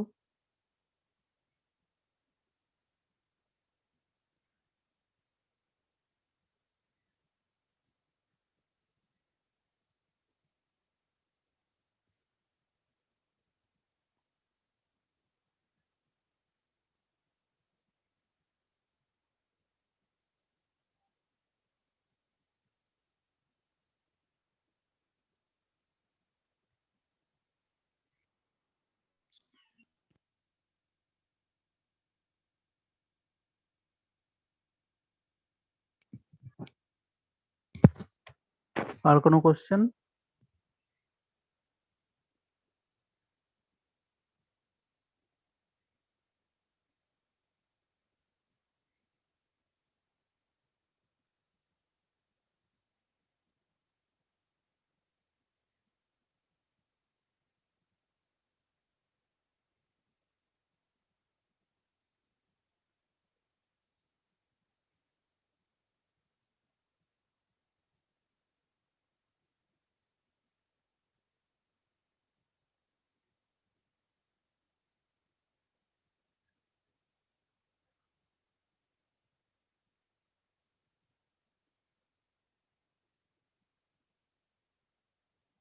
Hello, দেখো আমি তোমাদেরকে একটা স্লাইড শেয়ার করেছি, দেখো রেডক্স টাইট্রেশন দেখতে পাচ্ছ? No, sir. No sir. No, sir. Sir.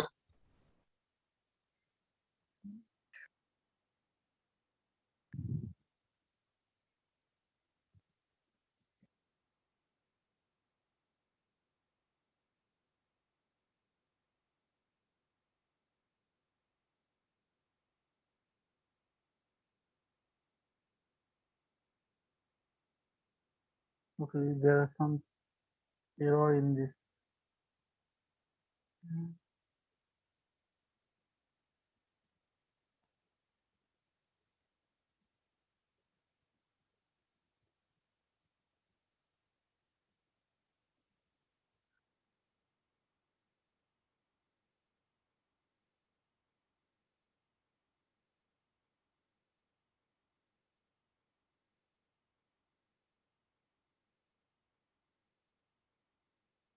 ওকে, আমি এটা ক্লাসরুমে শেয়ার করে দেবো তোমার সাথে, ঠিক আছে? মানে এরর দেখাচ্ছে। ওকে,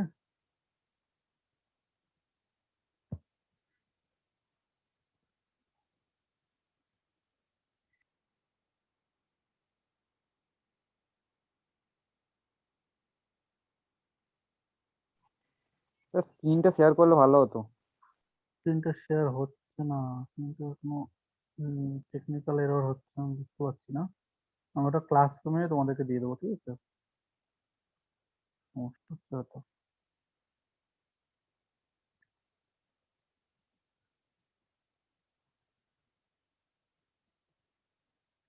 ওকে ক্লাস, আজকে এই পর্যন্তই, ঠিক আছে? রেডক্সের দুটো মেথড আর রেডক্স সাইটেশন কি, ঠিক আছে?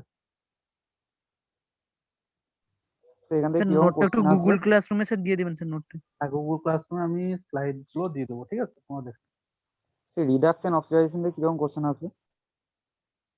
রিডাকশন অক্সিডেশন থেকে মেনলি প্রসেস বেসড কোশ্চেন আসবে, বা এমনি তোমার কিরকম বলবো, এগুলো কি কাজে লাগে বা কি ধরনের, অনেক রকম রিডাকশন অক্সিডেশনের এক্সাম্পল গুলো খুব ভালো করে করতে হবে। মেনলি ইকুয়েশন চেঞ্জিং এক্সাম্পল, যেমন কি করে হয়, মেন একটা পুরো রিয়াকশন থাকলো, সেখানে কোন কোন কোএফিসিয়েন্ট লাগছে, কতগুলো ইলেকট্রন, কতগুলো প্রোটন লাগছে, ইলেকট্রন কোন ইয়েতে রিডাকশনে কতগুলো যাচ্ছে, অক্সিডেশনে কতগুলো যাচ্ছে, এগুলো দেখতে হবে, এগুলো দেখে করতে হবে। এবং এর বেশি একটা পার্ট ভালো যায় যেটা হচ্ছে তোমার ইয়েতে, প্র্যাকটিক্যালে। রেডক্স টাইট্রেশন একটা প্র্যাকটিক্যালে পার্ট আছে, ঠিক আছে?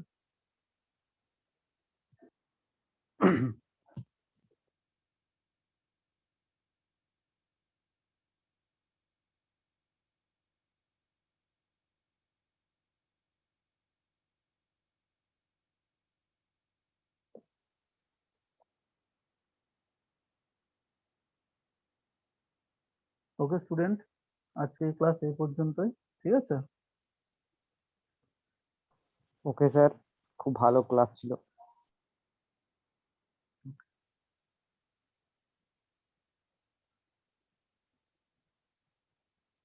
Thank you so much, sir.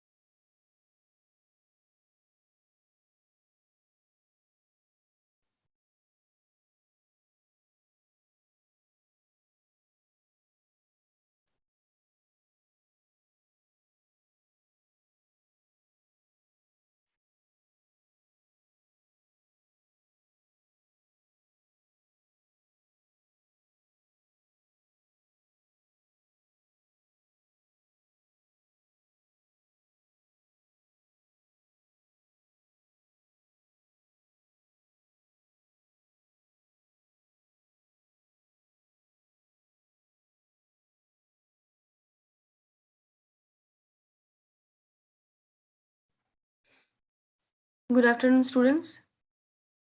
Good afternoon, ma'am. Good afternoon, ma'am. Good afternoon, ma'am.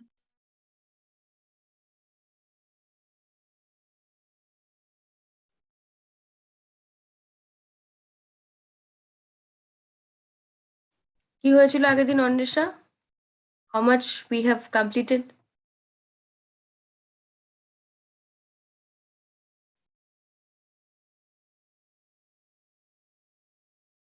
Ma'am আপনি তো ব্লাডটাই আরেকবার রিক্যাপ করে দিয়েছিলেন। ব্লাডটা ম্যাম রিকপ করছিলেন আপনি।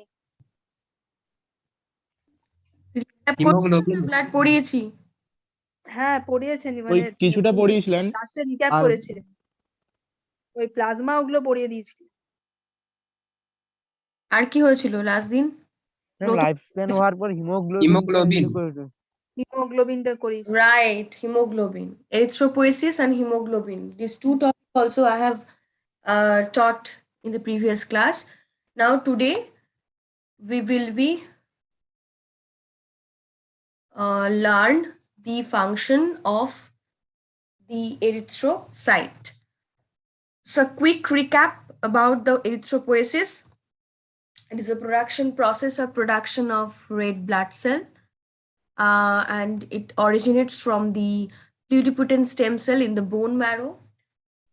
After originating from pluripotent stem cell, it gets converted into proerythroblast, also known as pronormoblast. Then the third stage of erythropoiesis would be the erythroblast or normoblast, where in this position, in between the erythroblast and reticulocyte, in between these two stage, it loses a nucleus, and this reticulocyte usually spends 3 to 4 days in bone marrow. These reticulocytes also termed as the immature one. They are not mature. So we cannot call them erythrocyte. It is reticulocyte. They spend 3 days in the bone marrow and 1 day in the blood. After releasing into blood, they becomes more mature, and after 1 to 2 days, they will be termed as mature erythrocyte, which is again having the 120 days of lifespan. One more very important thing about related to this erythropoiesis or erythrocyte is hemoglobin. To know about the hemoglobin, we all know that is a large complex molecule containing a globular protein and pigmented iron containing complex called as heme. So globin and heme, iron and protein. Why hemoglobin we are here studying? Why it is necessary to understand hemoglobin? Because it is the hemoglobin molecule which consists of 4 globin chain and 4 heme unit, and this structural feature allow hemoglobin to carry up to 4 molecule of oxygen. As it consists of 4 globin chain and 4 heme unit, each with 1 atom of iron, each hemoglobin molecule is considered that it can carry up to 4 molecules of oxygen. So the oxygen carrying capacity or the oxygen transferring capacity of erythrocyte is due to hemoglobin, because hemoglobin can carry up to 4 molecules of the oxygen. Right? Now, this is the structure of the hemoglobin we have already gone through. Today, in detail, we have to understand the main function of the erythrocyte. That is to transport oxygen. Hemoglobin binds to the oxygen reversibly. Do you know what is the meaning of reversible? Can anyone tell me? Ma'am, a substance which can be renewed, or again it can be means reversible. Again the substance can be taken into its previous form. Absolutely. Previous form A transfer হয়ে যায়, আবার previous form এ transfer হয়ে যায়. So it binds reversibly to oxygen, and by binding with oxygen, it forms very important complex that is called as you can see here, oxyhemoglobin. According to the equation, you can see hemoglobin plus oxygen equals to oxyhemoglobin. The process is reversible. The process is reversible. One more important information related to erythropoiesis: who controls it? Ke control kore? Erythropoiesis controlled by the negative feedback mechanism of your body, or you can say that negative homeostatic mechanism of your body. So can anyone tell me? Already I have explained homeostasis to you in the very beginning of your BPharm course. So what is homeostasis? Maintain internal and Balancing external stability. internal and external ওই অবস্থাটাকে মানে ইয়ে করে maintain করে। Good. Hridayat, Shantanu, both of you are right. Shivani, you want to say something? You have raised your hand. Shivani? Okay. Anesha, bolo. Ma'am homeostasis internal আর external টেম্পারেচারটাকে maintain করতে সাহায্য করে।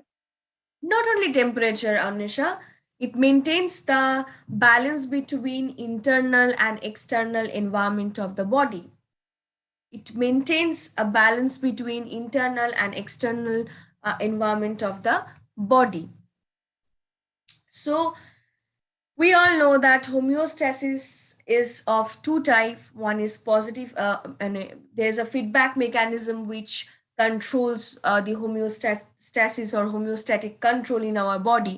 So there are two types. One is the positive feedback. Second one is the negative feedback mechanism.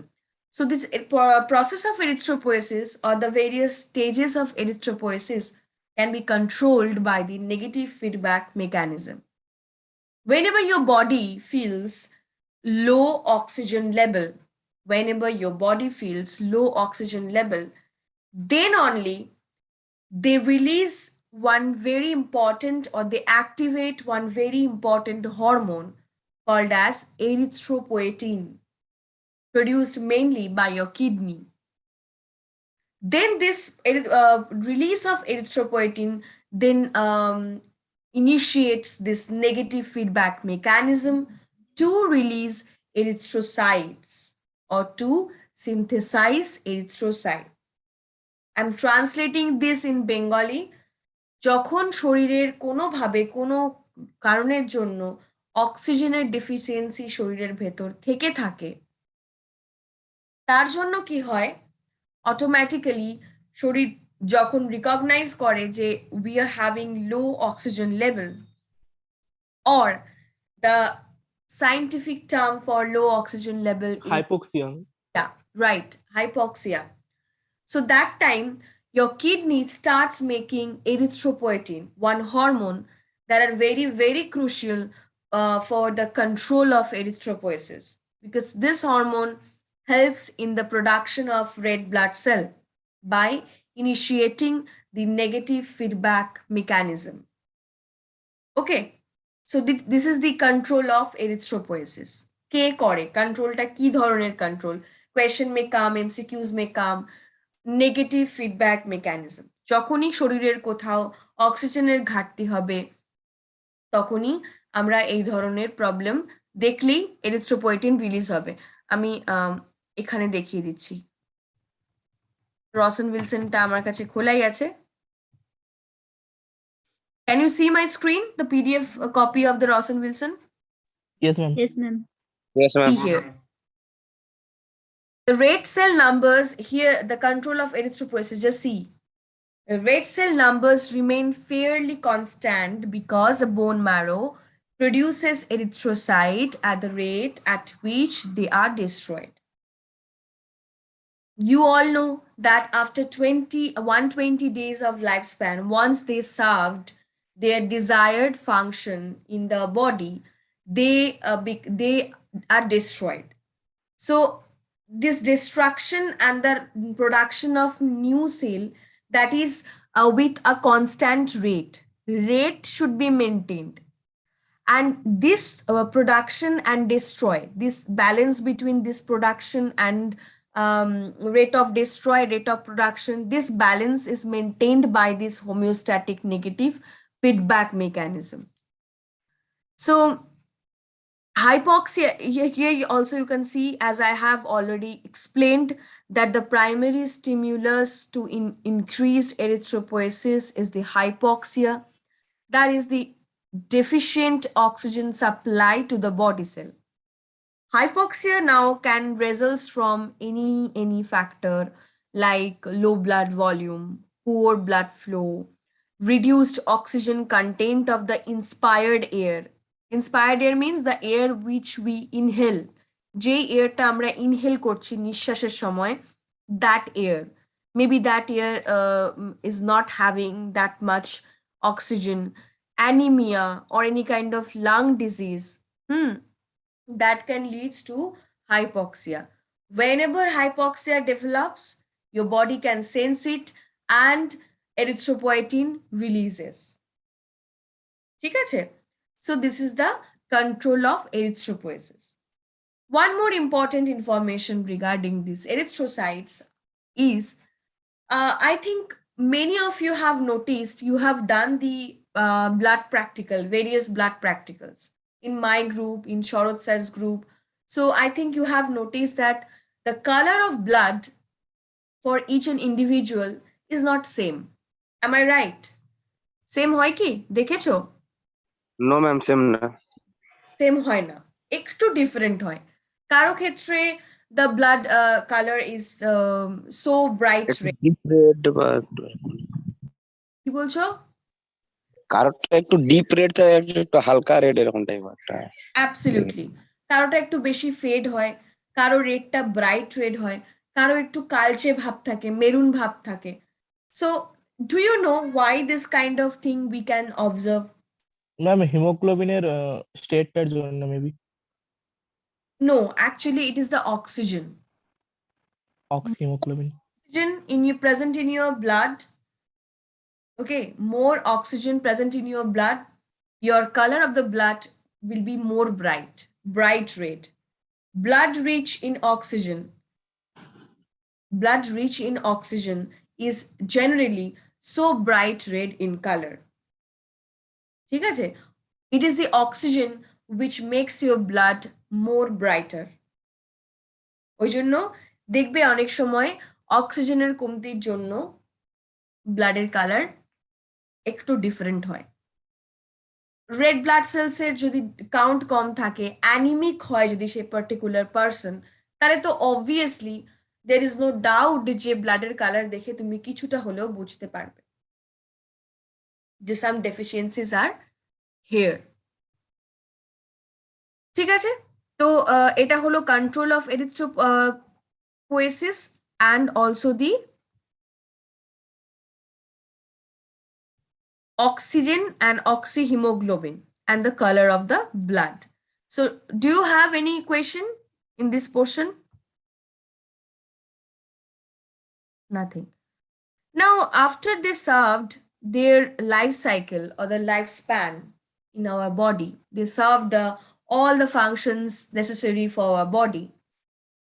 After 120 days, hemolysis or breakdown of the RBCs occurs. Why? Because of the need of the destruction, because of the need of the formation of new blood cell. The old one will be replaced by the formation or production of new RBCs.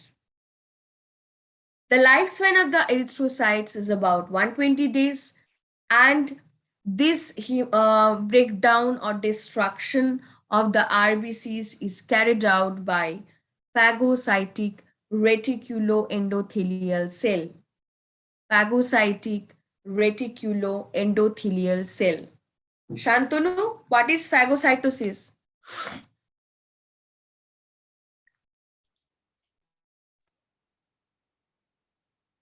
What is phagocytosis?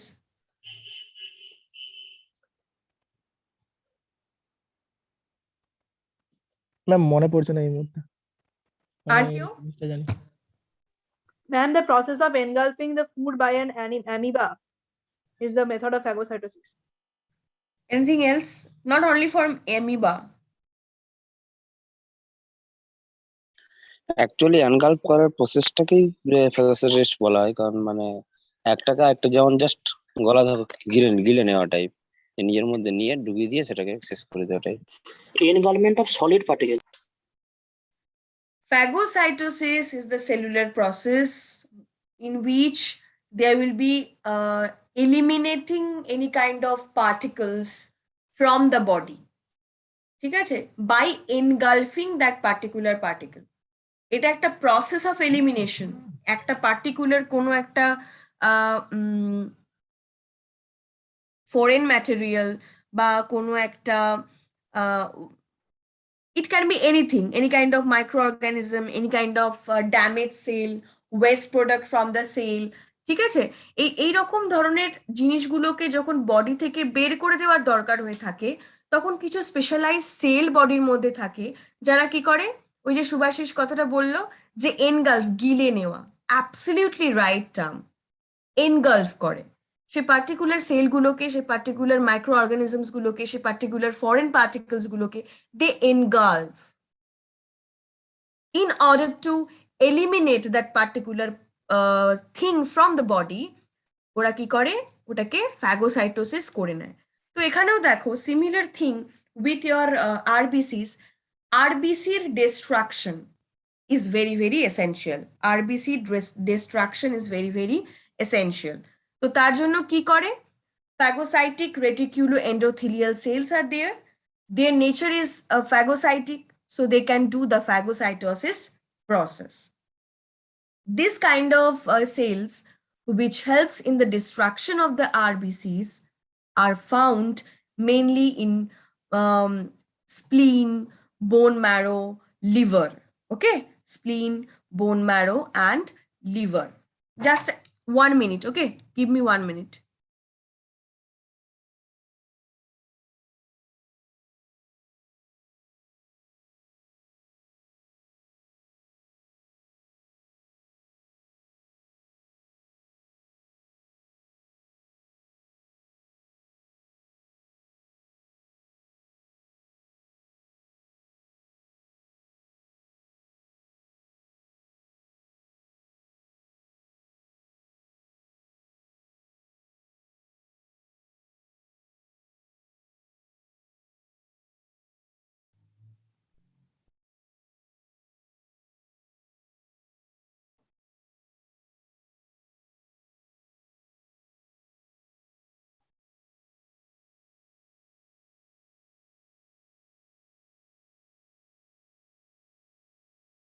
Okay, so this is the destruction of the RBCs. আবার আমি যাই একটু বইতে, সুবিধা হবে তোমাদের একটু বইটাও দেখিয়ে দিলে, যারা বুঝতে পারো না যে কি পড়বে তাদের জন্য। See, destruction of the erythrocyte.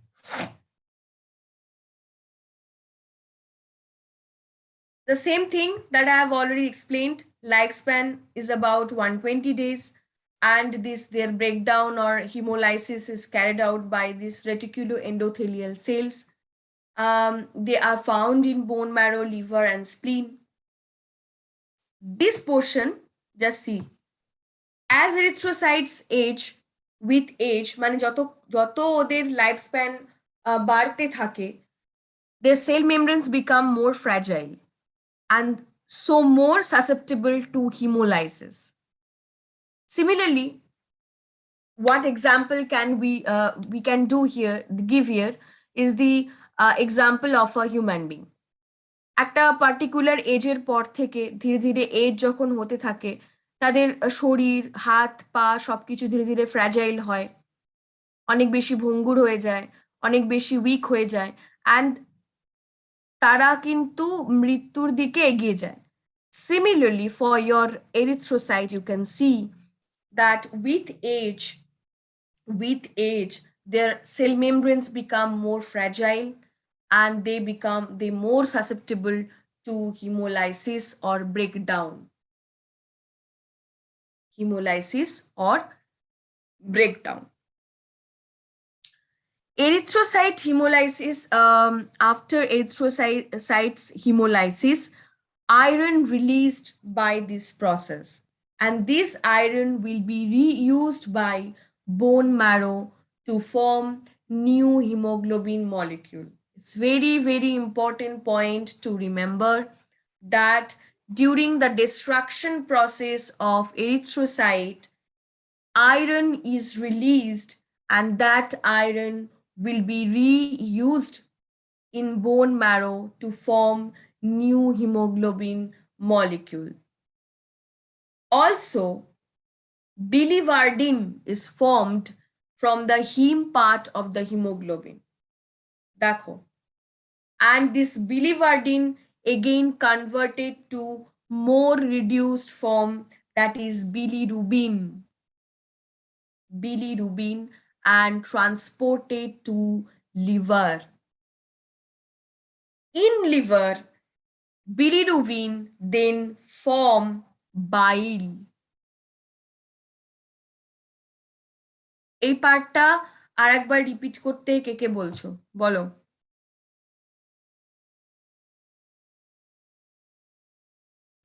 Repeat, ma'am. Okay, कहाँ तक समझे हृदयत? Last point.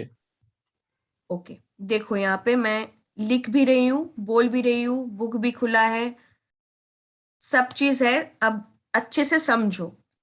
हिमोलाइसिस हो रहा है यहाँ पे, आप देख रहे हो। After they serve their lifespan of 120 days, and with ages the erythrocyte becomes, the membrane, cell membrane of the erythrocyte becomes more fragile. They tend to break, and during this process of hemolysis iron released, okay, iron release होता है। अब ये iron कहाँ जाएगा? Iron तो बहुत necessary चीज है, तो बॉडी क्या करता है, इसको रीयूज करता है, इसको रीयूज कर देता है ताकि ये काम आए। कहाँ पे रीयूज होता है? ये बोन मैरो में रीयूज होता है। क्यों रीयूज होता है? What is the significance of reusing iron? Because ये फिर से रीयूज होके बोन मैरो में हीमोग्लोबिन के फॉर्मेशन में काम आ सकता है। ठीक है, हीमोग्लोबिन के फॉर्मेशन में वो काम आ सकता है।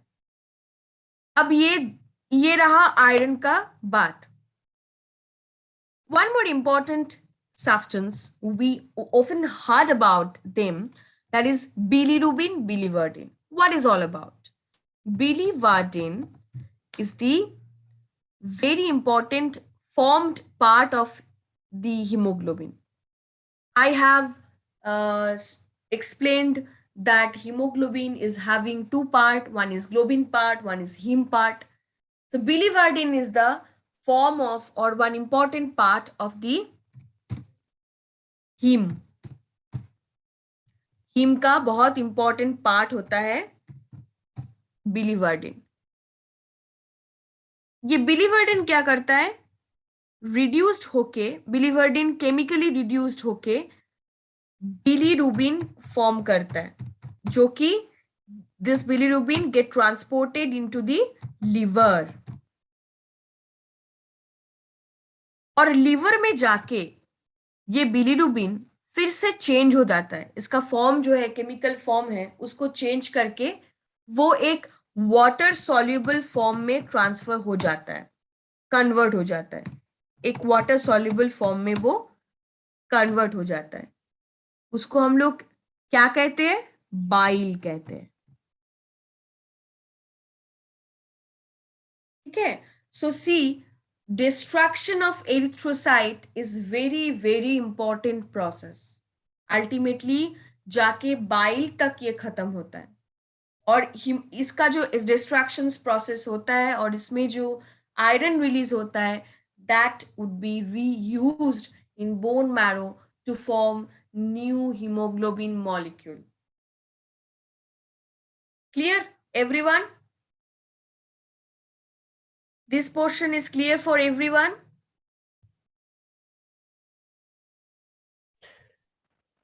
Yes ma'am. ম্যাম ওই লিভারের পোর্শনটা একটু বলুন না, ওই ইমালসিফিকেশন যেখানে হয় ওই লিভারের বাইলটা যেখানে প্রডিউস করছে ওই জায়গাটা। আচ্ছা বলছি, বিলিভার্ডিন থেকে বিলিরুবিন হলো, বিলিরুবিন আবার কি করে, বিলিরুবিন হচ্ছে লিভারে যায়, বিলিরুবিন লিভারে যায়, লিভারে গিয়ে সেখানে আবার কনভার্ট হয়ে বাইল হয়, বাইলটা ফ্যাট সলিউবল, ফ্যাট সলিউবল থেকে ওয়াটার সলিউবল, মানে বিলিরুবিন ফ্যাট সলিউবল ছিল, সেখান থেকে ওয়াটার সলিউবল একটা ফর্মে চেঞ্জ হয়, সেই ওয়াটার সলিউবল ফর্মটাকে আমরা বলি বাইল, বলি না বাইল সিক্রিট করে, পিত্ত, হ্যাঁ ম্যাম। কে বলে পিত্ত, সেটা লিভারে হয়। বাইলের যে সিক্রিশনটা হচ্ছে দেখতে পাচ্ছিস, প্রথমে বিলিভার্ডিন থাকলো, বিলিভার্ডিন থেকে বিলিরুবিন হলো, বিলিরুবিন থেকে লাস্টে গিয়ে বাইল হয়। ওকে। আর কারো কোনো অসুবিধার প্রশ্ন কিছু আছে, নাহলে আমি ক্লিয়ার করছি।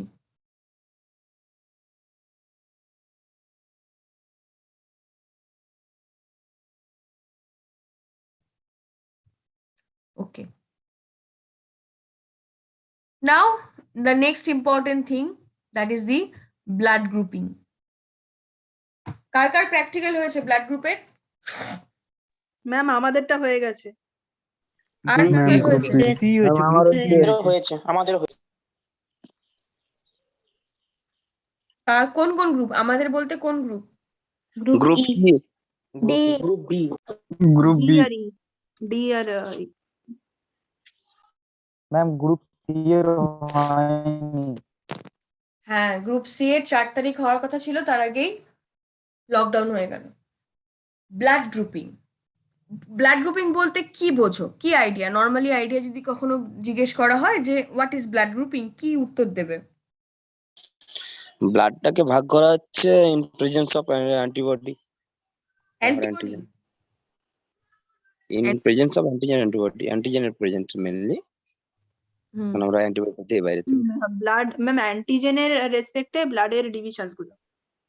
অ্যাবসলিউটলি রাইট, অ্যান্টিজেনের প্রেজেন্সের উপরে ব্লাড গ্রুপিং করা হয়েছে। কেন ব্লাড গ্রুপিং কেন করা হয় রে? কারণ যেহেতু এটা মানে গ্রুপিংটা যখন মানে মেন থিওরি যাচ্ছিলাম তখন বোঝা যাচ্ছে যে একটা ব্লাডের সঙ্গে একটা যখন ব্লাড ট্রান্সফিউশন হচ্ছে, তো সেখানে ব্লাড গ্রুপিংটা না জানা থাকে, তো সেখানে তার বডিতে বিভিন্ন রিয়াকশন হচ্ছে এবং ইভেন ব্যাকটেরিয়ার ডেথও হয়ে যাচ্ছে। তো সেটা যখন এই কারণ খুঁজতে গিয়ে দেখা গেল যে বিভিন্ন অ্যান্টিবডি আছে, অ্যান্টিজেনের সঙ্গে অ্যান্টিবডি রিয়াকশন হয়ে যাচ্ছে, সেই কারণে তো তার জন্য এক্সাক্ট ভাবে গ্রুপিংটা করা হয়েছে। এতে এক্সাক্ট যে অ্যান্টিজেন আছে সেই অ্যান্টিজেনের গ্রুপিংটা ব্লাডটা থেকে ট্রান্সফার করা হয়। Absolutely. So blood grouping is necessary because in order to make very safe blood transfusion, yes, from one person to another, from donor to acceptor, blood grouping is necessary. It's very important to know which blood group you are having, because in case of any kind of transfusion, there should not be any kind of incompatibility, mismatch যেন না হয়। Usually the red blood cell surface, the surface of red blood cell carries different kind of protein called as antigen. This antigen can stimulate an immune response if they are transferred to wrong kind of individual's body. কি ধরনের immune response করতে পারে? Antigen যখনই থাকে, also they acts as a recognizing molecule. ও recognize করতে পারে যদি কোনো রকম কোনো ফরেন পার্টিকলস, কোনো সাবস্টেন্স শরীরের মধ্যে এন্ট্রি করে, দে ক্যান রিকগনাইজ ইট। এবং যদি একটা কোনো অ্যান্টিজেন যেটা রেড ব্লাড সেলের সারফেসে ঘুরছে, সেই স্পেসিফিক অ্যান্টিজেনের ব্লাডকে এমন একটা ইনকম্প্যাটিবল ইন্ডিভিজুয়ালস এর মধ্যে ট্রান্সফার করা হলো, দেন একটা ড্রাস্টিক ইমিউন রেসপন্স স্টার্ট করবে। It will make antigen, antibody. Due to presence of this antigen, we generally determine individual's blood group. If we say a particular person is having blood group A, that means which kind of antigen is present in their Antigen antigen A, A. right? If we say that the blood group is B, that means B, Antigen B. Antigen B present. absolutely right. And if we say that the blood group is AB, Antigen both the Both antigen A and B. Antigen B. right, both the antigen A and B are present. And what happens if we say group O? no antigens are present. No None. antigen None. present. No antigen. Neither That A nor B. means Neither A neither nor A B. nor B. Nor B. Absolutely right. Now, antigen আছে মানে immune response হবে, সেটা positive হোক বা negative হোক। যদি ভুল লোকের শরীরে ট্রান্সফার করা হয় তাহলে ইনকম্প্যাটিবিলিটির জন্য একটা রিয়াকশন হবে। বাট এমনিও যখনই কোনো অ্যান্টিজেন থাকে, তার মানে সেই অ্যান্টিজেন যখন আরেকটা কোনো রকম কোনো স্টিমিউলি বা কোনো রকম কোনো ফরেন পার্টিকেলসের সংস্পর্শে যায়, দে স্টার্ট প্রিপেয়ারিং অ্যান্টিবডি, তাই তো? সেটাই তো একটা reaction, antigen antibody reaction. Yes, ma'am. তো যখন এ অ্যান্টিজেন থাকে না, যখন এ অ্যান্টিজেন থাকে মানে যদি ব্লাড গ্রুপ এ হয়, তাহলে প্লাজমাতে অ্যান্টি বি অ্যান্টিবডি থাকে। Anti B। কেন? অ্যান্টি এ কিন্তু থাকে না, অ্যান্টি বি থাকে। ম্যাম রিঅ্যাকশন হয়ে যাবে তো না হলে। অ্যাবসলিউটলি, অ্যান্টি এ থাকলে তো রিঅ্যাকশন হয়ে যাবে। Absolutely, Agglutination reaction. যেন না হয়, অ্যাগ্লুটিনেশন হবে। অ্যাগ্লুটিনেশন হবে।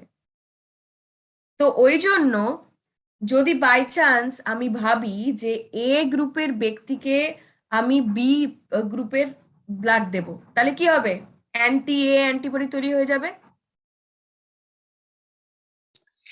তো এদিকে অ্যান্টি বি হয়ে যাবে, সেদিকে বি অ্যান্টিজেন বি দিচ্ছি, তো সেটার মধ্যে আবার রিঅ্যাকশন স্টার্ট হয়ে যাবে।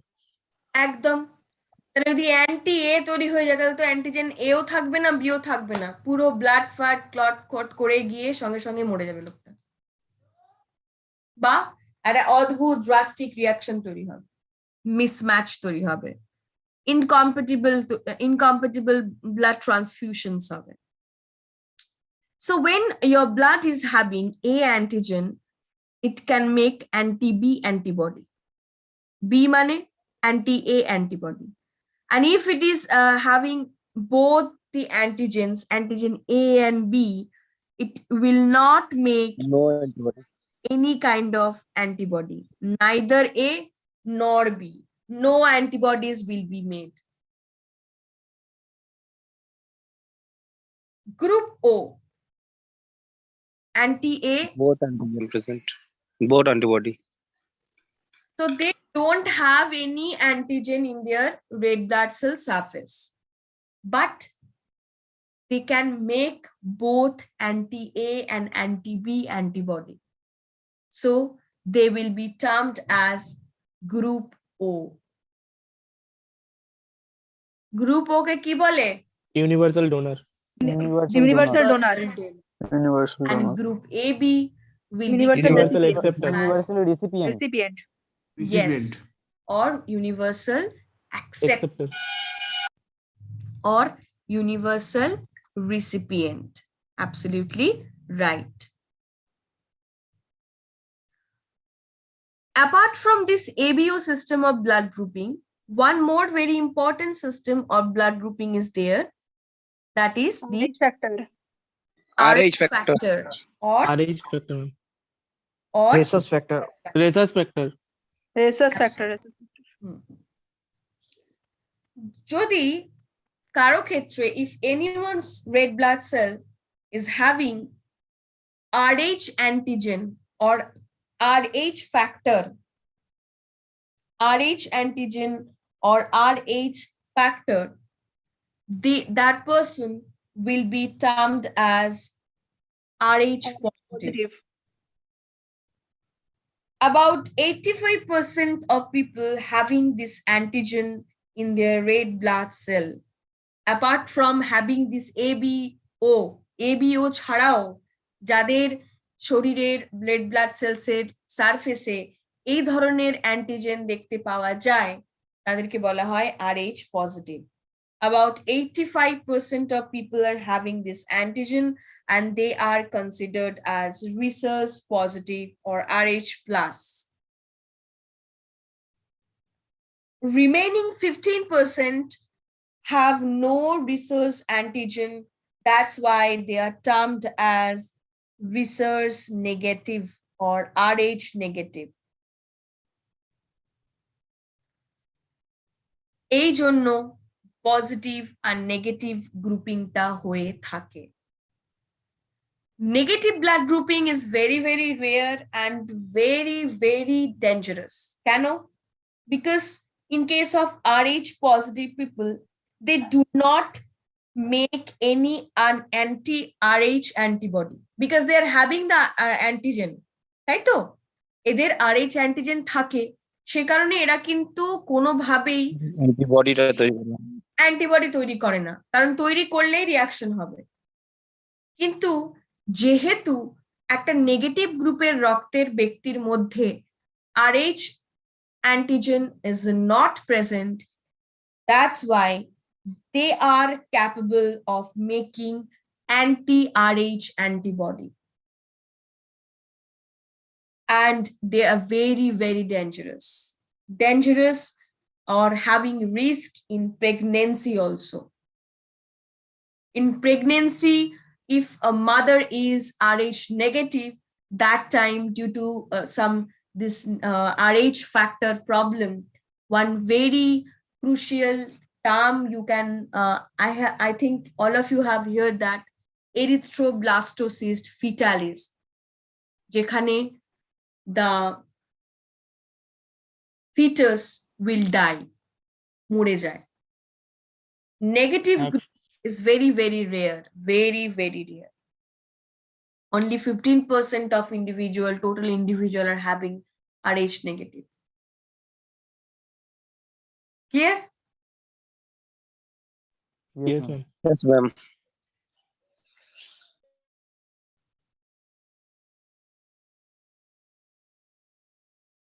এখানে আর কারো কোনো কোয়েশ্চেন আছে? No, ma'am. সবাই বুঝতে পেরেছো? Ma'am, Hridayat, you want to say something? yes, ma'am. In a Bombay group, which type of antigen and antibody present? Sorry? In Bombay blood group, which type of antigen and antibodies present? Bombay blood group is very rare type of blood group. Very, very rare type of blood group. Or also termed as the HH blood group. Bombay rise ma'am কোন antigen বা antibody পাওয়া যায়? Actually A, B এই ধরনের অ্যান্টিজেনস গুলো দেখা যায় না। H টাইপ অফ অ্যান্টি-H দেখা যায়, H টাইপ অফ দেখা যায়। ঠিক আছে? আর বোম্বে ব্লাড গ্রুপকে অ্যাকচুয়ালি বলা হয়ে থাকে যে বোম্বে ব্লাড গ্রুপ ওর সাথে সিমিলারিটি আছে ব্লাড গ্রুপ এর সাথে, মিস্টেকেনলি। ম্যাম ওটা তো অ্যান্টিজেন অ্যান্টিজেন এইচ অ্যান্টিজেন থাকে না তো বোম্বেতে। আমি বলছি যে ও বলছে বোম্বে ব্লাড গ্রুপে কি ধরনের থাকে, এও থাকে না, বিও থাকে না, এ বি থাকে না বলে অনেক সময় মিস্টেকেনলি বলা হয় যে they can be O type of blood group বলা হয়ে থাকে। ঠিক আছে? কিন্তু এই ধরনের ব্লাড গ্রুপিং ইন্ডিয়াতে খুব দেখা যায় না, একদমই রেয়ার। কিছু স্পেসিফিক টেস্ট করার মাধ্যমে বোঝা যায়। ঠিক আছে? আলটিমেটলি এর মধ্যে কি থাকে, রেয়ারেস্ট, এটা ভীষণ রেয়ারেস্ট, মানে রেয়ার তো ধরো নেগেটিভ যে কোনো ব্লাড গ্রুপই রেয়ার আছে, কিন্তু এটা রেয়ারেস্ট না, এ থাকে না বি থাকে, এবং মিস্টেকেনলি অনেক সময় মনে হয় যে ও আছে। ম্যাম তাহলে ওদের ব্লাড দরকার হলে কি করবে ওরা? এটা তো এখন বিশাল বড় প্রশ্ন, ওদের ব্লাড দরকার হলে কি করবে? স্পেশাল বোম্বে ওয়ালা আরেকজনকে খুঁজতে হবে, বোম্বে ওয়ালা, বোম্বে ব্লাড গ্রুপ ওয়ালা।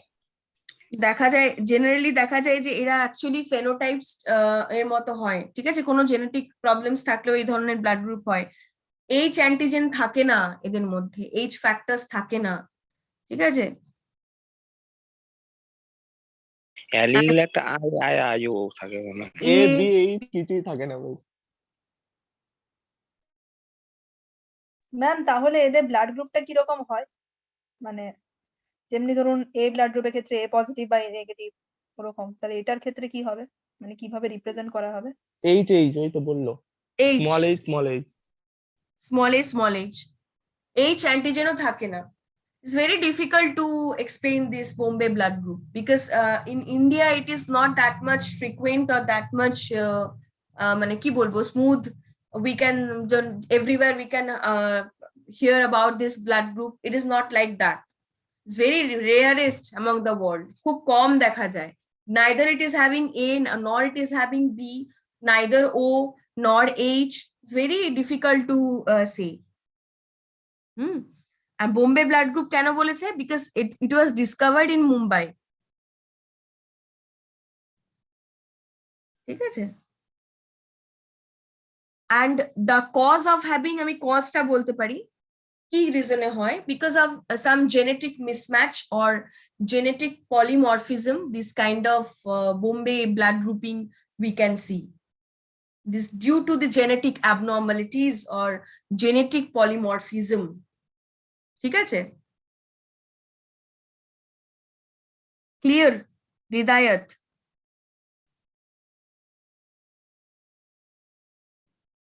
Hridayat. Yes, ma'am. Anything else?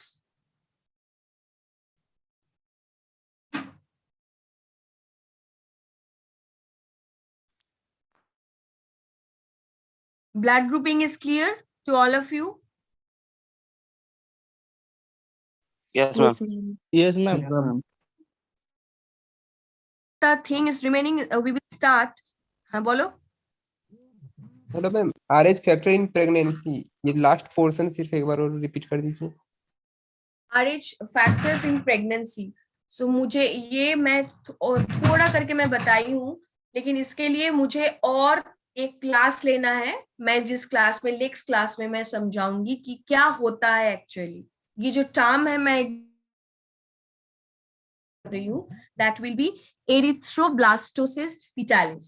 ये incompatibility related to RH factor इस वजह से होता है, और ये जो टर्म है, ये जो कंडीशन है, इसको मैं नेक्स्ट डे आपका जब क्लास लूंगी तो मैं ये पहले ये पढ़ाऊंगी what is erythroblastosis fetalis, then we will start the white blood cell in detail. Okay, ये RH नेगेटिव के वजह से होता है। अगर मदर RH नेगेटिव रहा तो उसका सेकेंड इशू ऑफ प्रेगनेंसी, इसमें ये प्रॉब्लम देखा जाता है। अगर माँ का जो ब्लड ग्रुप है वो नेगेटिव होता है तो पहला जो बच्चा होता है उसमें कोई दिक्कत नहीं होता है, लेकिन जो सेकेंड इशू होता है, सेकेंड प्रेगनेंसी होता है, उसमें ये प्रॉब्लम हो सकता है और इसका चांसेस बहुत हाई होता है। जिससे क्या होता है, जो गर्भ में जो भ्रूण है जिसको हम लोग फीटस कहते हैं, उसका वो डेथ हो जाता है। Mother and fetus both will have the danger or will have the risk of having death. So this term, जहाँ पे ये जो गर्भस्थ जो भ्रूण होता है वो उसका जो डेथ होता है उसको कहते हैं एरिथ्रोब्लास्टोसिस फीटालिस। इसको इन डिटेल मैं नेक्स्ट डे आपको पढ़ाऊंगी, ठीक है? ম্যাডাম স্লাইডগুলো কি গুগল ক্লাসরুমে শেয়ার করা আছে? হ্যাঁ, শেয়ার করা আছে। আজকেরটা শেয়ার করা নেই, আগের দিনেরটা করা নেই, কারণ because of the fact that in the previous class we have not completed the erythrocyte, that's why I have not uploaded. Today I'll upload that. রাত্রের দিকে আমি আপলোড করব। Okay ma'am. Anything else? Anything else? No, ma'am.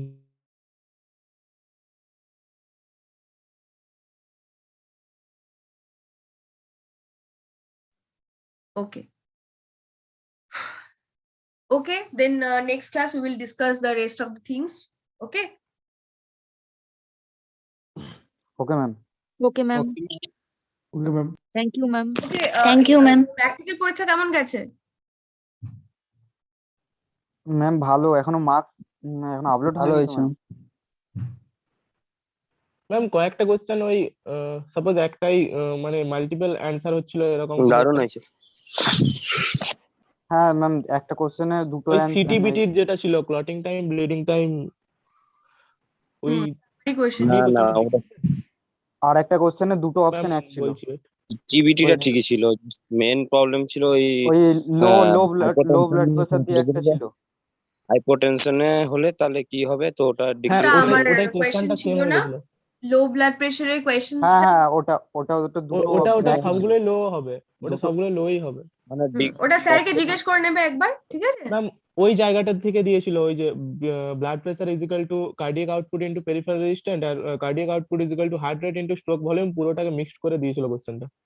ওই একটা down হলে আরেকটা কি হবে এরকম করে দিয়েছিল। তা আমি But তো দুটো এটা option ভাইভাতে same দিয়ে তোদেরকে দিয়েছে। অনেকবার জিজ্ঞেস করেছি। হ্যাঁ হ্যাঁ হয়েছে ম্যাম, ওটা ভুল যায়নি। না আমাদের ভুল যায়নি, বাট ওটা স্যারের কোশ্চেনটাই দুটোতেই ডিক্রিজ করে দিয়েছে, মানে দুটো অপশন সেম দিয়ে দিয়েছে, ওইটা বলছি। মেবি ওটা অনেক সময় টেকনোলজির অনেক ইস্যুস থাকলে ওরকম হয়ে যায়, কারণ গুগল ফর্মে তো কোয়েশ্চেন করা হয়। স্যারকে তোমরা বলবে, ঠিক আছে? আর একটা ম্যাম প্রবলেম হয়েছিল, মানে অনেকজনের 9টা কোশ্চেন ছিল, একটা কোশ্চেন অনেকজনের আসেনি। তো ওটা সামনে লাস্টে দিয়েছিল ওই না, নর্মাল ব্লাড সবার প্রেসার, সবার আসেনি। নর্মাল ব্লাড ওটা প্রেসার লাস্টে হয়েছিল, লাস্টে ওই অনেকজন less than 120/80। Hello hello hello অনেকজনের সাবমিট করে দিয়েছিল, তো ওটা আসেনি। দাঁড়া সুভাষিস, দাঁড়িয়ে যা, আগে কথা বলুক সবাই, তবে তুই বলবি, তোকে আমি সময় দেবো, চিন্তা করিস না। বল সুরজিৎ, কি বলছিলিস? ম্যাম বলছি ওটা মানে অনেকজন তো করে সাবমিট করে দিয়েছিল, তারপরেও মানে 10টা কোশ্চেন আসেনি, আমাদের 9টা কোশ্চেন করেছিল। তারপরে পরে ওটা সলভ হয়েছে কি না হয়নি? ম্যাম সাবমিট করে দেওয়ার পর তো আবার ওপেন করছি, তো ওটা আর খোলেনি, মানে ওটা সাবমিট হয়ে গেছে। স্যারকে কিছু বলিসনি তাহলে? স্যারকে বললাম, স্যার বললো হ্যাঁ অনেকজনের টেকনিক্যাল প্রবলেম হচ্ছে, যদি ওটা অনেকজন না আসে তাহলে ওটা মার্কস দিয়ে দেবে। ঠিক আছে, তাহলে তো হয়ে গেছে, সলভ হয়ে গেছে। বল সুভাষিস, কি বলছিস বল। অ্যাকচুয়ালি ওটা প্রথমে 9টা কোশ্চেনে আপলোড করা হয়েছিল, তো স্যার একটা হয়তো মিস করে গেছিলেন, স্যারকে কল করতে স্যার তখন আরেকটা অ্যাড করলেন। আচ্ছা, ওটা অনেক প্রথম প্রবলেম 10 মিনিট হয়। মতন দেখার পরে তারপর স্যারকে যখন কল করলাম, স্যার যখন 9টায়, স্যার বলছে ঠিক আছে আমি আরেকটা অ্যাড করে দিচ্ছি। তো তখন তাড়াতাড়ি একটা স্যার অ্যাড করলেন, তো তখন যারা সাবমিট করে দিচ্ছে তাদের 9টা হয়েছে সাবমিট। ঠিক আছে, বুঝেছি, ওরকম অনেক প্রবলেম হয়। অনলাইন এক্সাম ভার্চুয়াল ফর্মে করা হচ্ছে, ঠিক আছে? ম্যাম মার্কসটা এখনো আপলোড করেননি তো? মার্কস দেরি আছে, মার্কস আসুক, দেরি আছে, পেয়ে যাবি, মার্কস পেয়ে যাবি।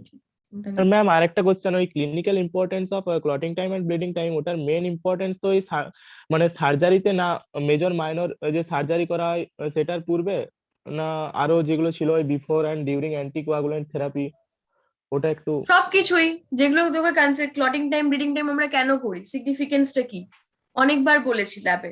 হ্যাঁ ওটা ওটা কিন্তু বোথ অফ দা অপশন এরকম কিছু থাকেনি, মানে ওটা তিনটা তাহলে একসাথে কারেক্ট করতে হবে এরকম, মানে তিনটা কি ছিল মানে ঠিক করে বল, ওই তো কোশ্চেনটা কি ছিল, অ্যানসার কি ছিল? ওইটা ছিল কোশ্চেনটা যে what is the clinical importance of doing bleeding time and clotting time. তো ফার্স্ট অপশন ছিল before every minor and major surgery, second option ছিল before and during anticoagulant therapy, third ছিল before taking biopsy specially from bone marrow, liver, kidney etcetera, আর fourth ছিল during eye checkup. তো কি মনে হয় তোর? আমি তো মেজর মাইনর সার্জারি আর ওই বিফোর ডিউরিং অ্যান্টিকোয়াগুলেন্ট থেরাপি, মানে এটাও ঠিক মনে হচ্ছে, কিন্তু আমি ভাবছিলাম কোনটা অ্যাপ্রোপ্রিয়েট। আমি ভাবছিলাম মানে তিনটা দেওয়া আছে ঠিক আছে, কিন্তু স্যার কিভাবে এবার অ্যান্সারটা চেয়েছে যে সব থেকে অ্যাপ্রোপ্রিয়েট কোনটা সেই হিসাবে চেয়েছে, নাকি এরকম তো এমসিকিউ তে কোনোদিন হয় না যে একসাথে তিনটা এরকম ভাবে। যখনই দেখবি যে এরকম হয়, যে এরকম কোয়েশ্চেন্স এর আনসার গুলো অনেক সময় দেখা যায় যে 3টে বা 4টে যখন থাকে অপশন, যে একটা আরেকটার সাথে খুব সিমিলার, মানে এটা চুজ করলেও ভুল হবে না, বিটা চুজ করলেও ভুল হবে না, সিটা করলেও ঠিক হবে। সেরকম সময় যখন এরকম কনফিউশন হবে, এরকম প্রচুর কনফিউশন, জিপ্যাট যখন দিবি, যদি দিস তখন দেখবি, বা অনেক অনেক রকম কম্পিটিটিভ এক্সামে এমসিকিউ সলভ করার সময় এসব ধরনের প্রবলেম থাকে। ভীষণ ইন্টেলেকচুয়াল কোয়েশ্চেন্স, খুব ভালো কোয়েশ্চেন্স হয় এগুলো, তখন তোকে প্রায়োরিটাইজ করতে হবে যে কোনটা বেশি ইম্পর্টেন্ট আনসার, কোন আনসারটা সবচেয়ে বেশি ইম্পর্টেন্ট। ম্যাম যেটা মেন সেটাই দিয়েছি। তো ম্যাম answer টা। আপনার কোনটা মনে ওটাতে হচ্ছে? কোনো অসুবিধা হবে না। আমার কোনটা মনে হবে আর কোনটা ঠিক করেছিস সে তুই মার্কস পেলেই দেখতে পেয়ে যাবি, ঠিক আছে? সেটা ঠিক আছে, বাট এরকম হয় ম্যাম জিপেট এক্সামেও যে যদি হ্যাঁ হতেই পারে, হতেই পারে। একাধিক অপশন থাকে তাহলে অল অফ দা যদি তিনটা অপশনই কারেক্ট হয় তাহলে তিনটাই এরকম দাগ দেওয়ার এরকম অপশন থাকে, মানে এ বি সি বোথ তিনটাই অপশনই তিনটেই ওরকম থাকে না যে তিনটেই তুই অপশন দাগ দিতে হ্যাঁ পারবি। ওটার ম্যাম জন্য এইখানে চুজ You করা have to যাচ্ছিল choose- ম্যাম। ম্যাম এইখানে Listen, তিনটেই listen চুজ to করা me. You have যাচ্ছিল। to choose more prior one, more important one. যেটা ওকে ওকে বেশি ইম্পর্টেন্ট সেটাকে আমরা টিক করব। বুঝতে ম্যাম পারলে? এখানে যদি মোর দেন 1 বা 2 যদি কেউ অ্যান্সার দিয়ে থাকে তাহলে তখন কি হবে? সেটা তো কমপ্লিটলি এক্সামিনার্স চয়েস, সে কি করবে। আচ্ছা ওই সার্জারিটাই করে সে- এবার স্যার কিভাবে অ্যান্সারটা ঠিক করেছেন সেটা আমিও জানি না। দুজন মিলেই আমরা কোয়েশ্চেন করেছি, আমি কিছু কোয়েশ্চেন দিয়েছি, স্যার কিছু কোয়েশ্চেন করেছেন। স্যারের একটা নিশ্চয়ই গোল আছে, সেই গোল থেকে স্যার করেছেন যে এইরকম ভাবে আমি প্যাটার্নটা করেছি, স্যার বুঝতে পারবেন সেটা, ঠিক আছে? কিন্তু ওকে মোস্ট ম্যাম যদি Okay, এরকম থাকে যে একাধিক অপশন আছে এবং that are more similar with one another, তাহলে কি হবে, আমাকে সবচেয়ে ইম্পর্টেন্ট যে পয়েন্টটা সেটাকে চুজ করতে হবে, ঠিক আছে? ওকে ওকে একটাই করেছি ওটা। ওকে ম্যাম কিন্তু ম্যাম আগের দিন স্যার বলে দিয়েছিলেন যে কারেক্ট অপশন মানে ছিল, তো মানে সবগুলো বক্স ছিল তো দুটো সিলেক্ট করা যাবে এরকমটা। ম্যাম আচ্ছা। কিন্তু স্যার লিখে দিয়েছিলেন প্রথমেই যে মানে একটা কোশ্চেনে more than one option can be carry, এমনি লেখা একটা ছিল কোশ্চেন যে More হ্যাঁ than হ্যাঁ one ম্যাম option. ওটাই বলছি, মানে স্যার আগের দিন বলে স্যার দিয়েছিলেন লিখে যে দিয়েছিলেন আর স্যার দুটোর বলেছিলেন বেশি যে ট্রিকি অ্যান্সার হতে কোশ্চেন হবে পারে। এমনি বলেছিলেন স্যার আর কি। মাম্পি কি বলেছিলেন স্যার? মানে স্যার আগের দিন বলে দিয়েছিলেন যে ক্লাসে যে অ্যান্সার হচ্ছে দুটোর বেশি হতে পারে, মানে একটার বেশি হতে পারে। হ্যাঁ আর ট্রিকি একটার কোশ্চেন হবে এমনি বেশি। স্যার বলেছিলেন আগের দিন ট্রিকি যখন আমরা কোশ্চেন হবে প্র্যাকটিক্যাল এটাও বলে করাচ্ছিলেন দিয়েছিলেন। তখন স্যার বলেছিলেন আর কি। তাহলে তাহলে যারা দুটোই করবে, দুটোতেই দাগ দেবে, তারা তো ঠিক করবে, ভুল তো কিছু করবে না, স্যার যখন বলেই দিয়েছেন। আমি মানে কিছু কোশ্চেনে ছিল যে একটা অপশন দেওয়া যাবে, মানে যেগুলো গোল কালার করেছে কিছু তো একটাই দেওয়া যাবে, মানে অন্য দিতে চাইলে তখন আগেরটা চলে যাচ্ছে, কিন্তু কিছু কিছু কোশ্চেনে ছিল যে হুম, আমি দুটোও দিতে পারি চারটেও দিতে পারি এমনি ছিল আর কি। হতেই পারে, হতেই পারে মাল্টিপল দুটো। আমি যে বললাম কমপ্লিটলি এন্টায়ারলি এক্সামিনার ডিসিশন। বড় বড় এক্সামে জেনারেলি এত কনফিউজিং কিছু থাকে না, মানে আর আমাদের ইয়েতেও ছিল WBJতেও ছিল যে সে মানে একটা অপশনের থেকে দুটো অপশন হতে পারে মোর দেন ওয়ান অ্যাবসলিউটলি আরে দুটো হয় হতে পারে। কিন্তু তিনটা এটাই তো না, তিনটে হতে দুটো পারে, হয় ঠিক আছে। BCD পর্যন্ত আগের কোশ্চেন বছর হয়েছিল BCD হতে পারে স্যার। W এটা তো দিয়ে দেয়া থাকবে, W- লাস্ট অপশনে তো W- দেয়া থাকবে এরকম না যে আচ্ছা ঠিক আছে, শোনো, এত ঝগড়া করে লাভ নেই আর নিজেদের লাস্টে ডি মধ্যে। তে দেয়া থাকবে শান্তনু, বোথ A B আর C। শান্তনু, না না আই এম লেখা থাকে না স্যার। টকিং। এত ওকে ম্যাম সরি। লাভ নেই, ঠিক হয়েছে ভুল হয়েছে, সবাই ঠিক সবাই ভুল, মার্কস বোঝা যাবে যে কে ঠিক করেছে কে ভুল করেছে। এরকম হতেই পারে, ইটস এন্টায়ারলি এক্সামিনার্স চয়েস যে কিভাবে সে কোয়েশ্চেন করবে, আনসারের প্যাটার্ন চুজ করবে, আনসার কিজের প্যাটার্ন চুজ করবে, এন্টায়ারলি তার ডিসিশন। পারে একাধিক answer option right, and if he or she allow you to select more than one answer, you can do that, ঠিক আছে? অনেক এক্সামসে আসে, অনেক এক্সামসে আসে না, বাট যখন মনে হবে যে খুব কনফিউজিং, তখন আমি একটাই কথা বলবো, যেটা খুব বেশি প্রায়র সেই অপশনটাকেই চুজ করতে হয়, ঠিক আছে? যদি কোনো অপশন এরকম না থাকে যে আমি একটার বেশি দুটো অ্যান্সার করতে পারবো, এরকম কনফিউশন আছে, কোথাও লেখা নেই কিন্তু তাও মনে হচ্ছে, তখন আমি ঠিক আছে, আমি তখন সবচেয়ে যেটা ইম্পর্টেন্ট মনে হচ্ছে সেটাতে আমি কারেক্ট করতে পারি, আমার মার্কস তো কাটা যাবে না, তাই না? ওকে ম্যাম দুটো অ্যান্সার করলে সঠিক হয়, তাহলে আমি যদি একটা খুব ইম্পর্টেন্ট চুজ করি তাহলেও মার্কস কিন্তু পুরোপুরি আমার কাটা যাবে না। ক্লিয়ার? Hello ma'am. ইয়েস কাজল। ম্যাম আমার কোয়েশ্চেন ছিল ম্যাম, যদি আমি মাল্টিপল আনসার দিয়ে থাকি আর তার মধ্যে যদি একটা ঠিক হয় তাহলে কি মার্কস পাবো আমি? না, এটা তো আর তোমার ইয়ে নয় যে তুমি যে কোনো খুশি অ্যান্সার করে দিলে। ধরো তোমার 4 অপশনস আর দেয়ার, তো if you choose 2 option, you don't know, you are not sure about the right one. Alok sir, are you there? Sir আমি আরো 5 মিনিট নিচ্ছি স্যার। Okay, sure. ঠিক আছে। Okay sir, okay. So if you are not sure about the answer, you have chosen one option A and option B, and you are not sure about the answer. So তাহলে সেক্ষেত্রে কি হবে, যখন examiner copy check করবেন তখন যেটা right answer উনি সেই বেসিসে তোমাকে নাম্বার দেবেন, এরকম তো নয়। ওরা যেটা বলছিল, শান্তনু, শুভাশিস, ওরা যেটা বলছিল যে if suppose one question is having 4 option and among that 4 option you want to choose 3 option among there C, and you know that both these A, B are right. তাহলে সেই ক্ষেত্রে যদি এক্সামিনার তোমাকে আগে থেকেই, যেমন এখানে শরৎ স্যার বলে দিয়েছিলেন যে you can choose more than one option, that time you can choose, you are allowed to choose that. কিন্তু that doesn't mean যে তুমি যখন খুশি ইচ্ছে হলো তুমি, আমার মনে হলো যে অপশন A, B, C তিনটেই ঠিক, আমি তিনটেই টিক করে দিলাম, এরকমটা নয়। আর যদি এরকম কনফিউশন হয়, মনে হয় যে option B and C both are right, so we have to choose which one is more important, which one is more prior. That option you have to choose and you have to tick that option. ঠিক আছে? You have to understand first that what is the question pattern. Examiners কি বলতে চাইছে তার উপর ভিত্তি করে তুমি রাইট দেবে। তো ওইখানে যে ব্লিডিং টাইম, ক্লটিং টাইমের কথা বলা হয়েছে, সেখানে both of these option A, option B, option 3, these 3 options are right. কিন্তু কোনটা বেশি সেই বেসিসে আমি অ্যান্সার করতে পারি। যদি তিনটেই ঠিক অ্যান্সার হয়, তুমি একটা চুজ করে থাকো অ্যান্ড এক্সামিনার মাথায় তার গোল আছে তিনটে অপশন রাইট দিলে তবে তাকে আমি ফুল মার্কস দেবো, কিন্তু তুমি একটা আনসার চুজ করেছো, এবার সে সেটাকে পুরোপুরি কনসিডার করবে না মার্কস কেটে দেবে, সেটা up to him or up to her. But এরকম তুক্কা দেওয়া যায় না যে আমি A, B, C জানি না, আমি তাও দিয়ে দিলাম। If you are 100% sure, then only you can choose that. Okay? Understand? Yes, ma'am. Okay. Okay, then next day we will continue with our next topic. Alok sir, over to you. Okay, thank you, madam. Thank you, sir.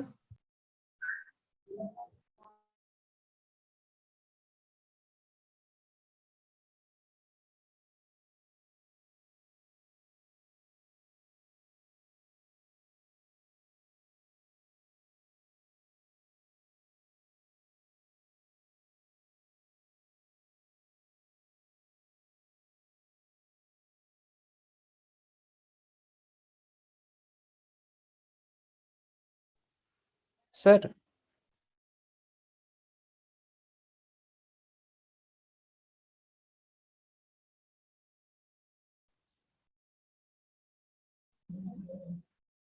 Hello, শোনা যাচ্ছে? হ্যাঁ sir. Yes, sir. Yes, sir.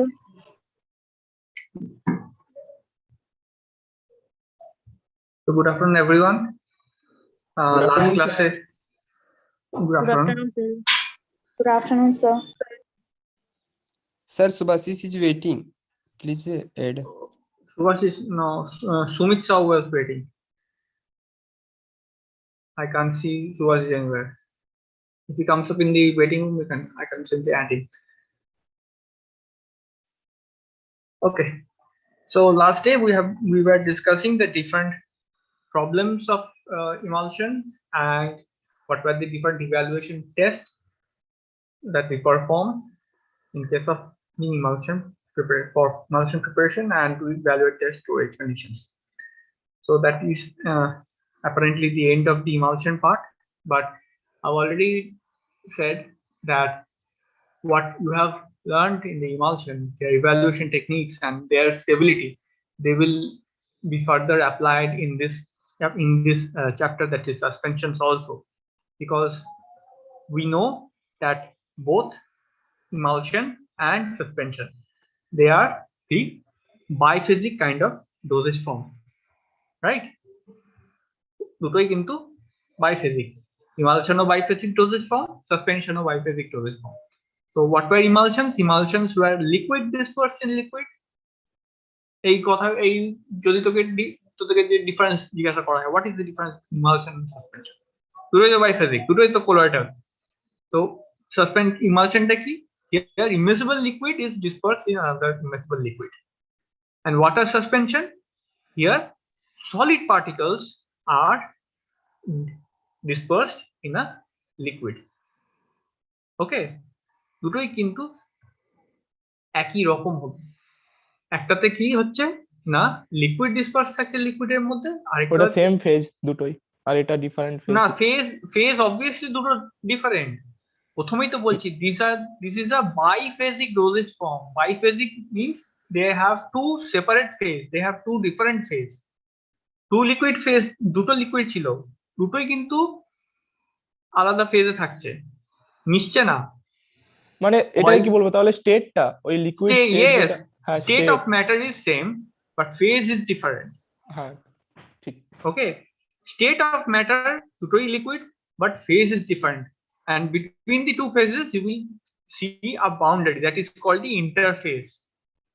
যদি জল আর তেল আমি একটা গ্লাসের মধ্যে রাখি তাহলে দেখবো জল আর তেলের মাঝে কিন্তু একটা বাউন্ডারি দেখা যায়, একটা দুটো আলাদা সেপারেট লেয়ার হয় আর দুটো লেয়ারের মধ্যে একটা বাউন্ডারি থাকে। that boundary is called the interface. Okay, তাহলেই তো ওটা দুটো ফেজ কে সেপারেট করছে। the interface separates two phases, তাহলে ওখানেও আমার দুটো ফেজ, এখানেও দুটো ফেজ। ওখানে কি ছিল liquid and liquid, for suspension it is solid and liquid. সাসপেনশনের ক্ষেত্রে it is solid and liquid. Now what is suspension? Suspension is, as I said, it is a biphasic dosage form, and the solid phase is finely dispersed. Internal phase টা কি? Internal phase solid. Solid phase is finely dispersed uniformly throughout the external phase, that is the aqueous phase. External phase টা হচ্ছে water generally থাকে, or water ছাড়া তার সাথে যদি mix করা থাকে, that constitutes the aqueous phase. So external phase টা generally aqueous phase হয়, আর internal phase টা solids হয়। এবারে যখন এটা তোদেরকে মনে রাখবি, যখন আমি একটা সাসপেনশন বানাবো, we have to make sure that the solid does not dissolve in the liquid or aqueous phase. আমি যদি একটা সাসপেনশন বানাতে যাই, আমাকে কিন্তু মাথায় রাখতে হবে the solid যে ড্রাগটা নিচ্ছি সেই ড্রাগটা যেন জলের মধ্যে সলিউবল না হয়। সলিউবল হলে সেটা কি আর সাসপেনশন থাকবে? থাকবে না। it will become a solution. Therefore suspension means that the internal phase or the solid is insoluble in the external phase. তাহলেই কিন্তু সেটা সাসপেনশন হবে, মানে that is the main criteria of making a suspension. বোঝা গেছে? এটুকু বোঝা গেছে? Yes sir. স্যার একবার স্যার রিপিট করুন স্যার একবার। কোনটা? আরেকবার রিপিট করবো। ওকে, I was just discussing what is the main criteria of a suspension. Suspension মানে কি? heterogeneous system, যেখানে বাইরেটা থাকছে জল আর ভেতরে থাকছে ছোট ছোট পার্টিকেলস, সলিড পার্টিকেলস। তো আমাকে মনে রাখতে হবে যখন আমি একটা সাসপেনশন বানাবো, এই সলিড পার্টিকেলস গুলো যাতে ওয়াটারের মধ্যে ডিজলভ না করে যায়। ওকে, ধর এইগুলো এটা যদি সাসপেনশন হয়, you can see that there are small particles. These are the solid particles. These particles should be insoluble in water. এই particles যেন জলের মধ্যে না গলে, জলের মধ্যে যদি এটা গুলে যায় তাহলে কি ফর্ম করবে? It will form a solution.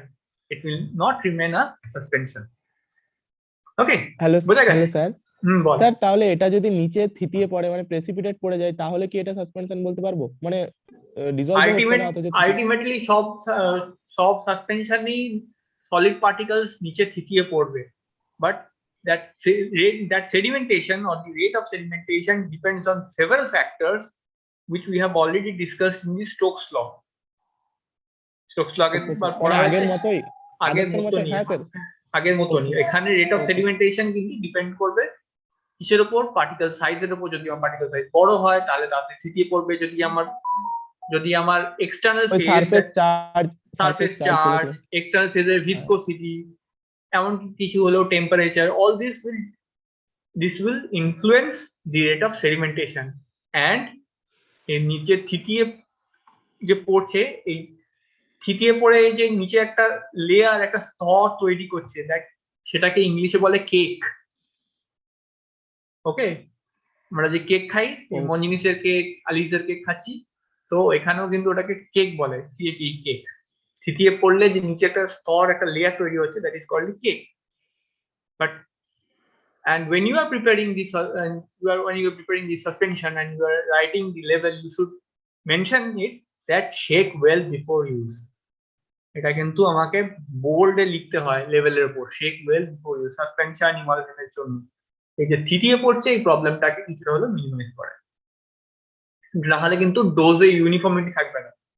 তাহলে উপরটা পাতলা হয়ে গেছে, নিচটা ঘন হয়ে গেছে, তাহলে ডোজটা সেম থাকবে না।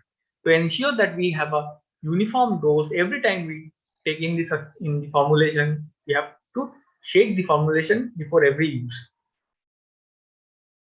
Okay.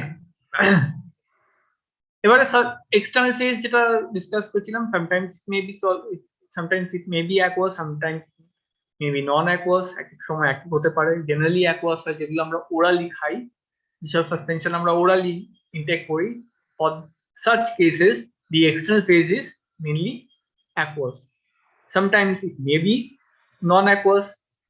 Okay, কখনো অয়েলি ফেজ থাকতে পারে, ধর ইন্ট্রামাসকুলার ইনজেকশন যদি দেয়, in this case oils may be used. Okay, vegetable oils can be used.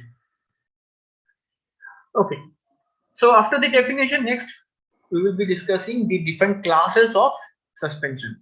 So based on the physical state, if you see solid particles dispersed in liquid form, if we see that the solid particles is dispersed in liquid form, then it is called a liquid suspension. If we see solid particles or liquid droplets dispersed in gas, then it is called aerosol. Okay, aerosol মানে inhaler, যেটা আমরা intact করি, inhaler নি বা অনেক সময় nasal spray নি। So all these are liquid droplets or solid particles that are dispersed in a gas. Aerosol যেটা ইনহেলার নি, সেখানে কি থাকে, প্রেসারাইজড গ্যাস থাকে and solid ingredients বা liquid ingredients থাকে। Foam, what is foam? Foam is simply gas dispersed in liquid. Okay, foam is gas dispersed in liquid. Foam এর example কি হবে? স্যার বডি স্প্রে বা পারফিউম। পারফিউমটা কিন্তু এরোসলে চলে যাচ্ছে।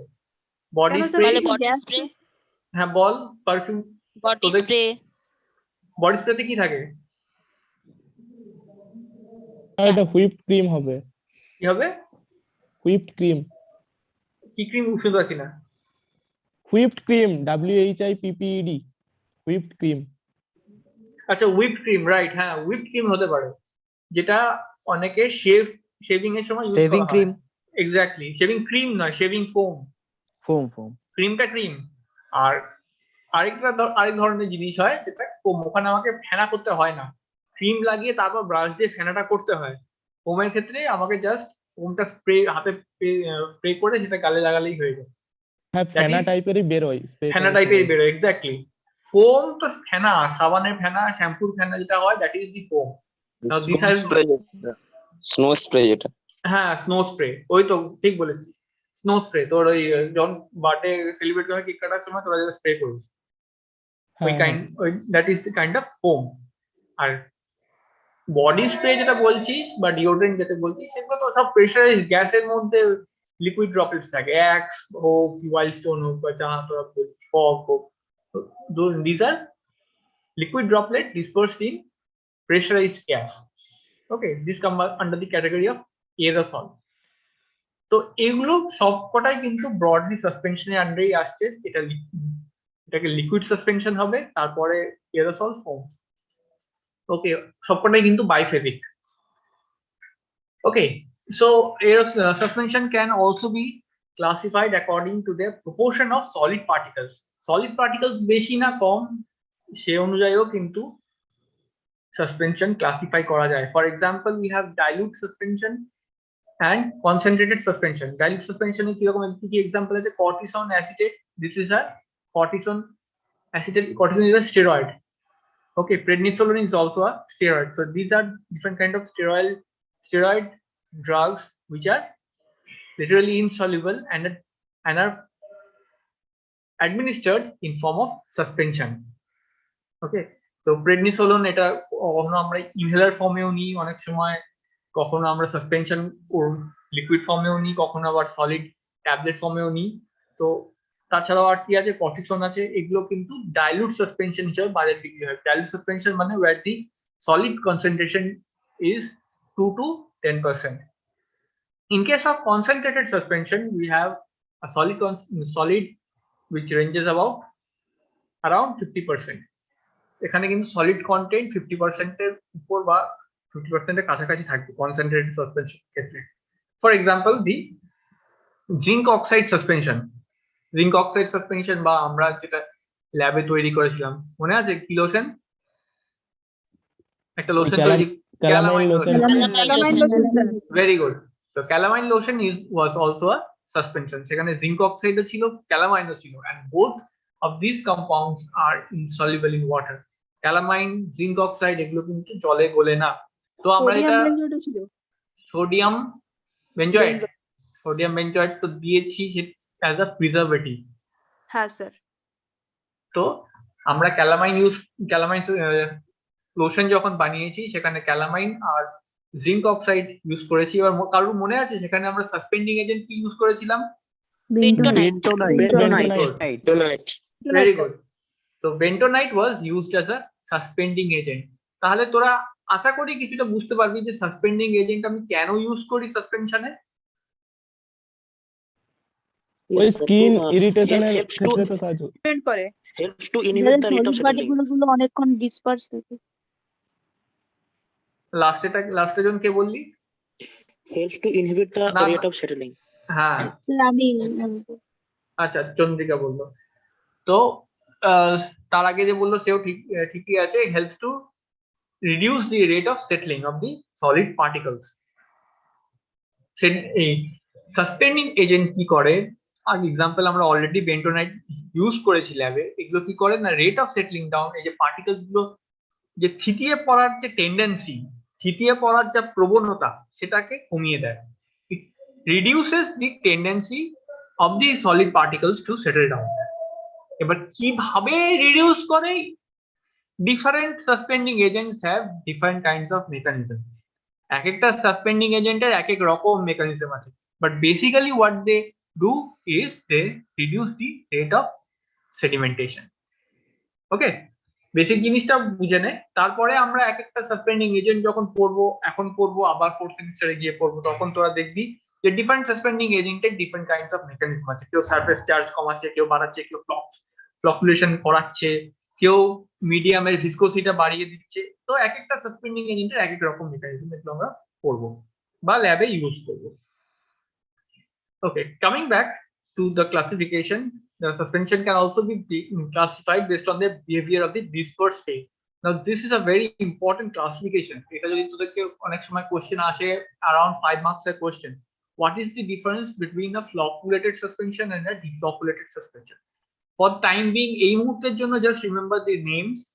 So according to the behavior of the dispersed phase মানে the solid particles. Disperse phase কোন ফেজটাকে বলা হচ্ছে না, যে সলিড পার্টিকেলস। একটা তো কন্টিনিউয়াস ফেজ, আর যেটা কন্টিনিউয়াস ফেজটা ডিসপারশন মিডিয়াম। তো আর এটা কন্টিনিউয়াস ফেজটা হচ্ছে ডিসপারশন মিডিয়াম, বা এখানে ডিসপারশন মিডিয়াম বলতে পারি। আর ডিসপার্স ফেজ মানে হচ্ছে সলিড পার্টিকেলস।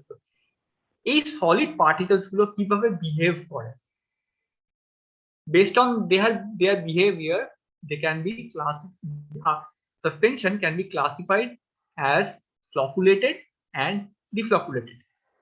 Flocculated আমি আগের দিন flocculated কথাটা ইউজ করেছিলাম for while we were discussing emulsions. এখানে কি flocculated come from the word flux, মানে যেখানে সলিড পার্টিকলস গুলো কয়েকটা জমায়েত বেঁধে থাকে, ঠিক আছে, কয়েকটা গ্রুপ ফর্মে থাকে। So this is a flock of particles. Similarly, there can be another flock of particles. এখানে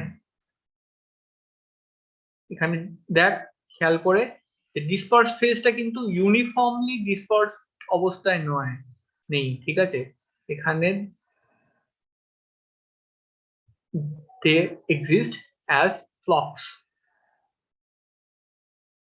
বোঝাতে পারছি ছবির মাধ্যমে যদি একটু হলেও কিছুটা? ইয়েস স্যার, ও গ্রুপিং করে থাকে ঝাঁক। হ্যাঁ, এটা যদি এটা A, এটা B. So in sample A you can see that the solid particles they exist as groups. Okay, this is one group of particles, this is another group of particles হবে only particles. These are group of particles. এখানে আমি 3-4টে করেছি, ওখানে ধরে নে 50টা কি 100-150টা particles একসাথে একটা group. So they exist as flocks, and here the particles, মন দিয়ে শুনবি, these particles they exist independently. These particles are independent. এই এক একটা পার্টিকেল কিন্তু আলাদা আলাদা থাকে, তারা একসাথে কখনোই থাকে না, সেপারেটলি থাকে বা ইন্ডিপেন্ডেন্টলি থাকে। They exist as separate entities, তোরা এইভাবে লিখতে পারিস। So this is the flocculated suspension and this one is the deflocculated suspension, just এটার opposite. What is flocculated suspension, what is deflocculated suspension? আমি কিছুটা হলেও তোদেরকে আইডিয়া দেওয়ার চেষ্টা করছি, try to understand, but for now just remember that the suspension can be classified into flocculated and deflocculated suspension. Okay, এই word গুলো, এই টার্মিনোলজি গুলো, এদের স্পেলিং গুলো ভালো করে মুখস্থ করবি, দুটো সি থাকবে সেভাবে লিখবি।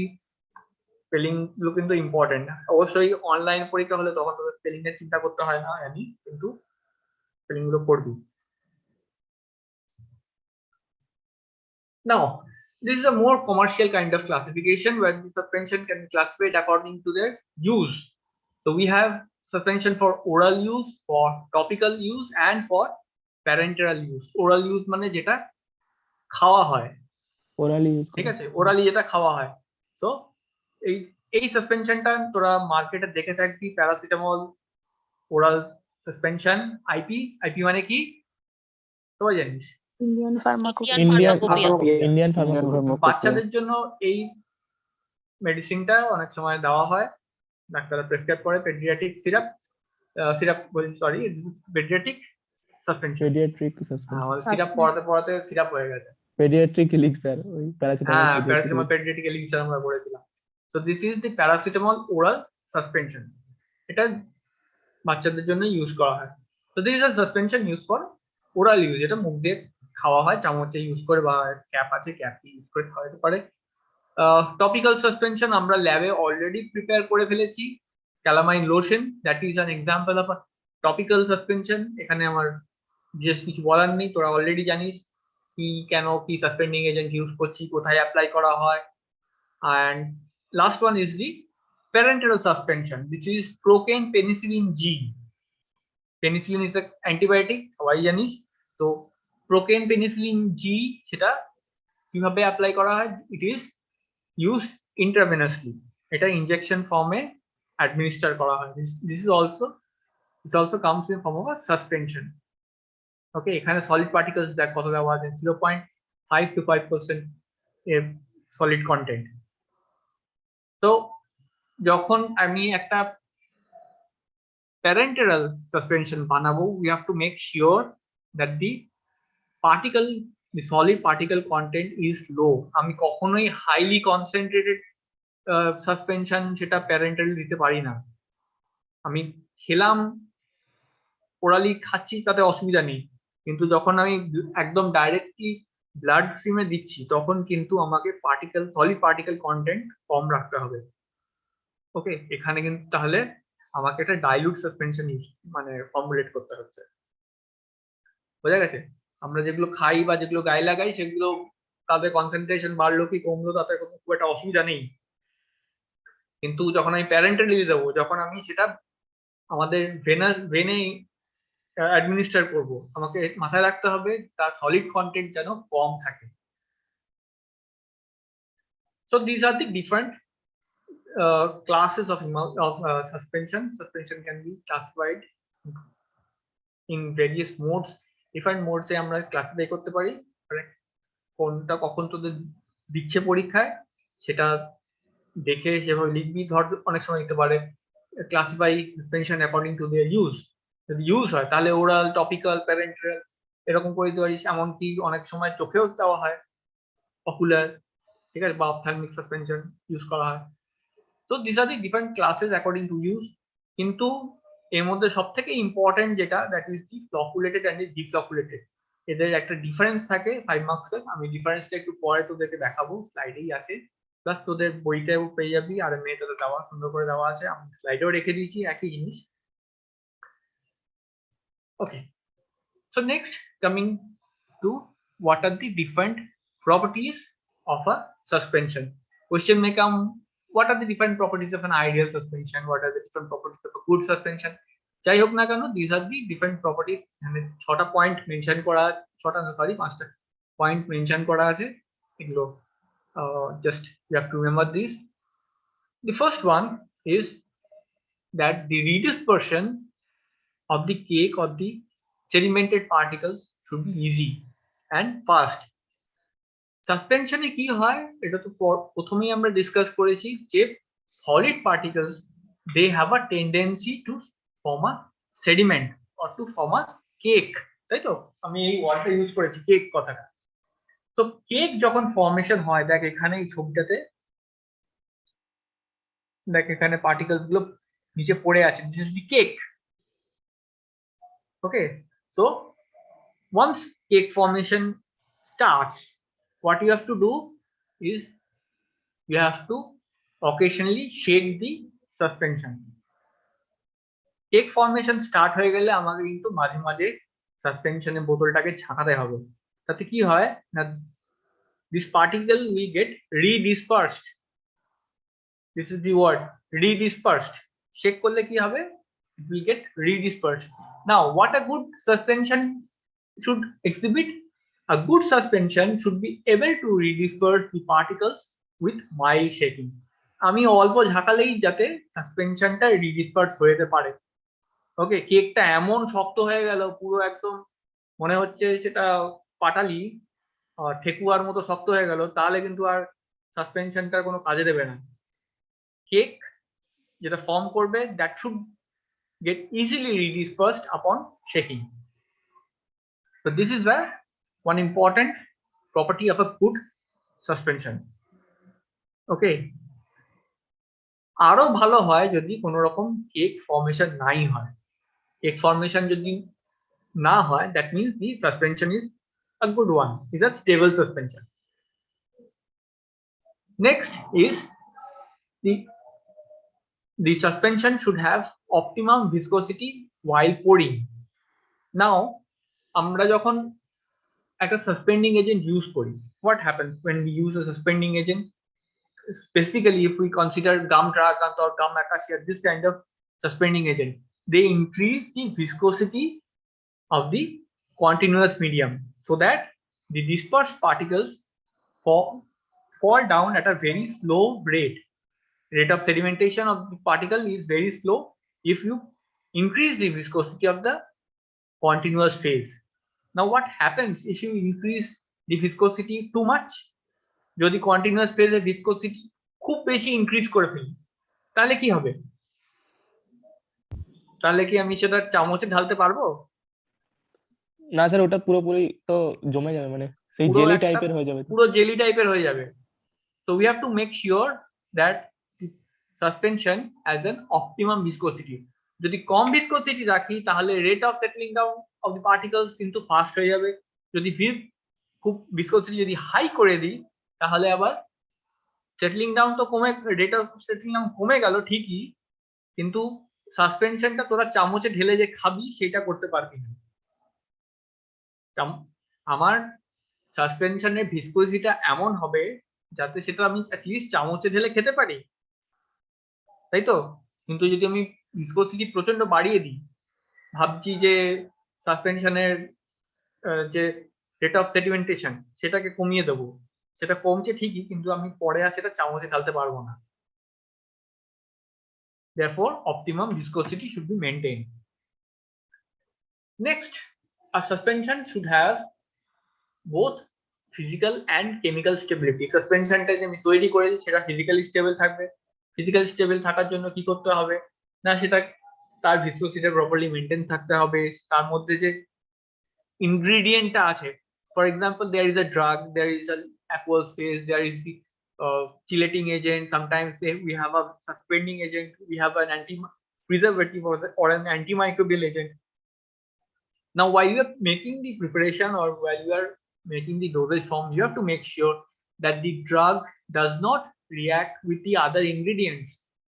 Drug যেটা আছে, drug তো বেসিক্যালি এটা কেমিক্যাল কম্পাউন্ড, সেই কেমিক্যাল কম্পাউন্ডটা যাতে অন্যান্য কেমিক্যাল কম্পাউন্ডের সাথে না রিঅ্যাক্ট করে, we have to make sure of that. ওকে, ধর ড্রাগটা আমি জলের সাথে যদি রিঅ্যাক্ট করে, হাইড্রোলিসিস হয়ে গেল ড্রাগের, হতেই পারে। ড্রাগটা এমনকি যে কন্টেনার আছে সেই কন্টেনার ওয়ালস এর সাথে ইন্টারঅ্যাক্ট করতে পারে। তাছাড়া অন্যান্য যেসব এক্সিপিয়েন্টস থাকে, যেমন অ্যান্টিমাইক্রোবিয়াল এজেন্ট থাকে বা এখানে সাসপেন্ডিং এজেন্ট থাকে, এগুলোর সাথে কোন রকম রিঅ্যাক্ট করতে পারে। তাতে কি হতে পারে, ড্রাগের যে প্রোডাক্ট ফর্ম হয়ে যাবে, হাই ডিগ্রেড ড্রাগ ডিগ্রেড করে দিতে পারে। ড্রাগের এফেক্ট যেটা থাকে, ড্রাগের তো একটা থেরাপিউটিক এফেক্ট আছে, সেই থেরাপিউটিক এফেক্টটা কমে যেতে পারে, বা ধর রিঅ্যাক্ট করে যে প্রোডাক্টটা বেরোলো সে প্রোডাক্টটা টক্সিক হতে পারে। তো এনিথিং ক্যান হ্যাপেন, যা কিছু হতে পারে। আমি এখানে কেমিক্যাল নিয়ে কাজ করছি, ঠিক আছে, কেমিক্যাল একটা কেমিক্যাল অন্য কেমিক্যালের সাথে রিঅ্যাকশন করাটা খুব স্বাভাবিক, but you have to make sure that while you are choosing the excipients, একদিন তোরা ফর্মুলেশন কেমিস্ট হবি, কোনো ইন্ডাস্ট্রিতে কাজ করবি বা কোনো ল্যাবে কাজ করবি, তো you have to choose the excipient based on availability, based on cost, সবকিছু চুজ করতে হবে। তো চুজ করার সময় তোদের মাথায় যেন থাকে যে ড্রাগের সাথে অন্যান্য এক্সিপিয়েন্ট গুলো যেন না রিঅ্যাক্ট করে। and this is not only applicable for suspension, this is applicable for each and every formulation, সেটা ট্যাবলেট হোক কি ক্যাপসুল হোক কি সাসপেনশন সলিউশন, যাই করিস না কেন, drug excipient interaction, drug excipient reaction, এইগুলো কিন্তু আমাকে চেক করতে হবে, ঠিক আছে, before we move into the formulation part. একটা ফর্মুলেশন তৈরি করার আগেই সেটা আমাকে চেক করতে হবে। ওকে, একটা minute wait.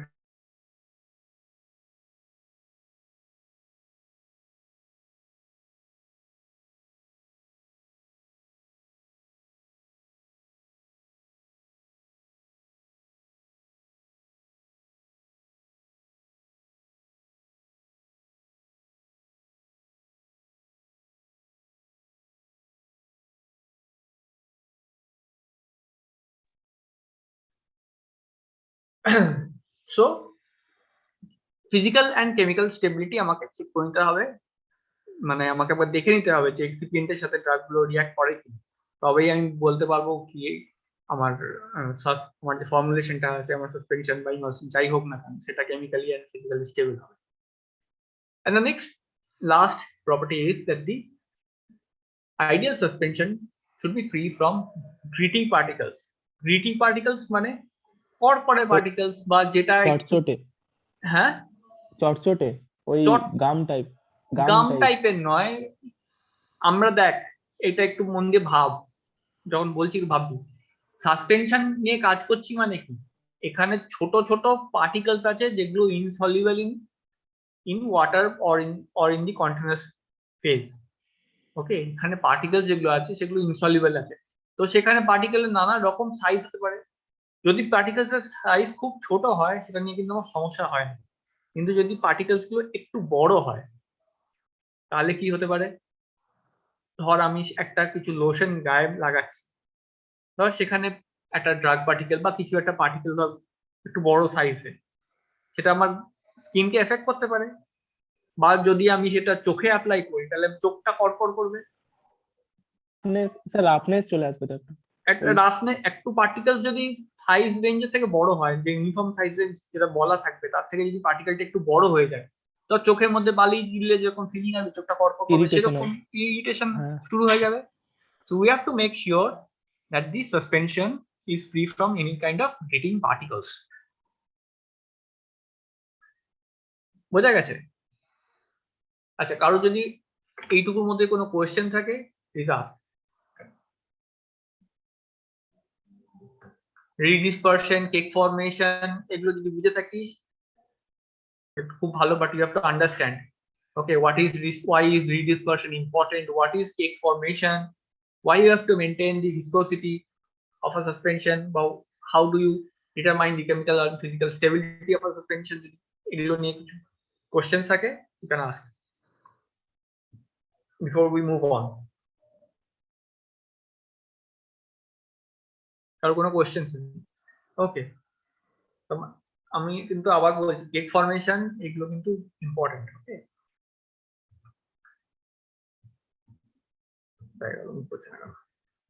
so next we have the advantages and disadvantages of suspension. Like every other dosage form, suspensions have two certain advantages and disadvantages. For example, suspensions help to improve the chemical stability of drugs such as procaine-penicillin G. কিছু কিছু drugs এর stability increase করার জন্য আমরা suspension formulation use করি। আমরা penicillin G তো অন্য ফর্মেও দিতে পারি, শুধু কেন সাসপেনশন ফর্মে দেবো? ওকে, আমি যদি এটাকে মডিফাই করি আমি সেটা ট্যাবলেট ফর্মে দিতে পারি, কিন্তু সাসপেনশন দিচ্ছি কেন? সাসপেনশন দিলে কি হয় না, solid particles they have a very close contact with the liquid interface. Suspension মানে কি না, এখানে সলিড পার্টিকেলস গুলো লিকুইড ইন্টারফেসে খুব ক্লোজ কন্ট্যাক্টে থাকে। ওকে, আর তার জন্য তার বায়োঅ্যাভেলেবিলিটি কিন্তু অনেকটা হাই হয়ে যায়। এইখানে যে সলিড পার্টিকেল যেটা আছে, ধর প্রোকেন পেনিসিলিন জি, এটাকে যদি আমি একটা ট্যাবলেট ফর্মে দিই তাহলে সেটা আগে স্টামাকে যাবে, স্টামাকে গিয়ে সেটা ভাঙবে। ওকে, ভেঙে ছোট ছোট পার্টিকেলস হবে, তারপর তার ডিসলিউশন হবে and next we will go, then it will be absorbed. But when you are dispensing a suspension, the solid already exists as very fine particles. Okay, তোরা যদি সাসপেনশন ফর্মেই অ্যাডমিনিস্টার করিস সেখানে কিন্তু এতগুলো স্টেপ করা দরকার নেই, সেখানে ড্রাগটা অলরেডি ফাইন পার্টিকেলস হিসাবেই আছে, and fine particles they will be readily get into the system if they are once they are absorbed. Okay, so সেখানে ডিসলিউশনটা একটু challenging because they are insoluble, but once they get permeated into the system তাহলে কি তারপরে তার বায়োবিলিটিটা high থাকবে। বোঝা গেছে? এখানে কিন্তু একটা ট্যাবলেট সেটা ভাঙবে, সেটা ভেঙে ছোট ছোট পার্টিকেলস হবে, এতগুলো স্টেপের মধ্যে যাচ্ছে না, এখানে ডাইরেক্টলি সলিড পার্টিকেলস গুলো ছোট, যত ছোট হওয়া সম্ভব তত ছোট ফর্মে এক্সিস্ট করছে। তো এটা যেটা বললাম সেটা হচ্ছে মোটামুটি ফার্স্ট আর সেকেন্ড পয়েন্ট মিলিয়ে আসছে। Suspension have greater bioavailability than that of capsule, tablets or coated tablets. Now what is bioavailability? Bioavailability এইটুকু বুঝে নে, bioavailability is the amount of the drug that reaches a certain tissue or an organ in unchanged form. What is bioavailability? It is the amount of the drug that reaches a certain tissue or an organ in unchanged form. Okay, আমাকে তো একটা drug একটা অর্গানে পৌঁছতে হবে। ধর আমি একটা drug খাচ্ছি, সেটা আমার পায়ে ব্যথা হয়েছে, আমি খাচ্ছি যাতে পায়ে ব্যথা কমে যায়। তো ওষুধটা কতটা আমার পায়ে পৌঁছাচ্ছে ওষুধ হিসাবেই মেটাবোলাইজ না হয়ে বা ডিগ্রেড না করে গিয়ে, দ্যাট ইজ দি বায়োবিলিটি। আমি খুব সিম্পল ল্যাঙ্গুয়েজে এক্সপ্লেন করার চেষ্টা করলাম। Also you can control the rate of onset and the duration of the drug if you are formulating a suspension. যদি আমি সাসপেনশন ইউজ করি, for example protamine zinc insulin suspension for diabetic patient এটা use করা হয়। Protamine insulin zinc suspension is a suspension that is used for a long term therapy. ঠিক আছে, for sustained release therapy আমি এই protamine zinc insulin suspension use করি, মানে অনেকক্ষণ ধরে অ্যাকশন দেবে। ওকে, এটা আমি মাসেলের মধ্যে না হলো ঠিক স্কিনের তলায় দিয়ে দেবো, তাতে কি হবে না ইনসুলিনটা অনেক স্লোলি সেটা অ্যাকশন দেবে for a long time. Okay, for a long duration of time. আমাকে ঘন্টায় ঘন্টায় ইনসুলিন পাম্প ইউজ করতে হবে না।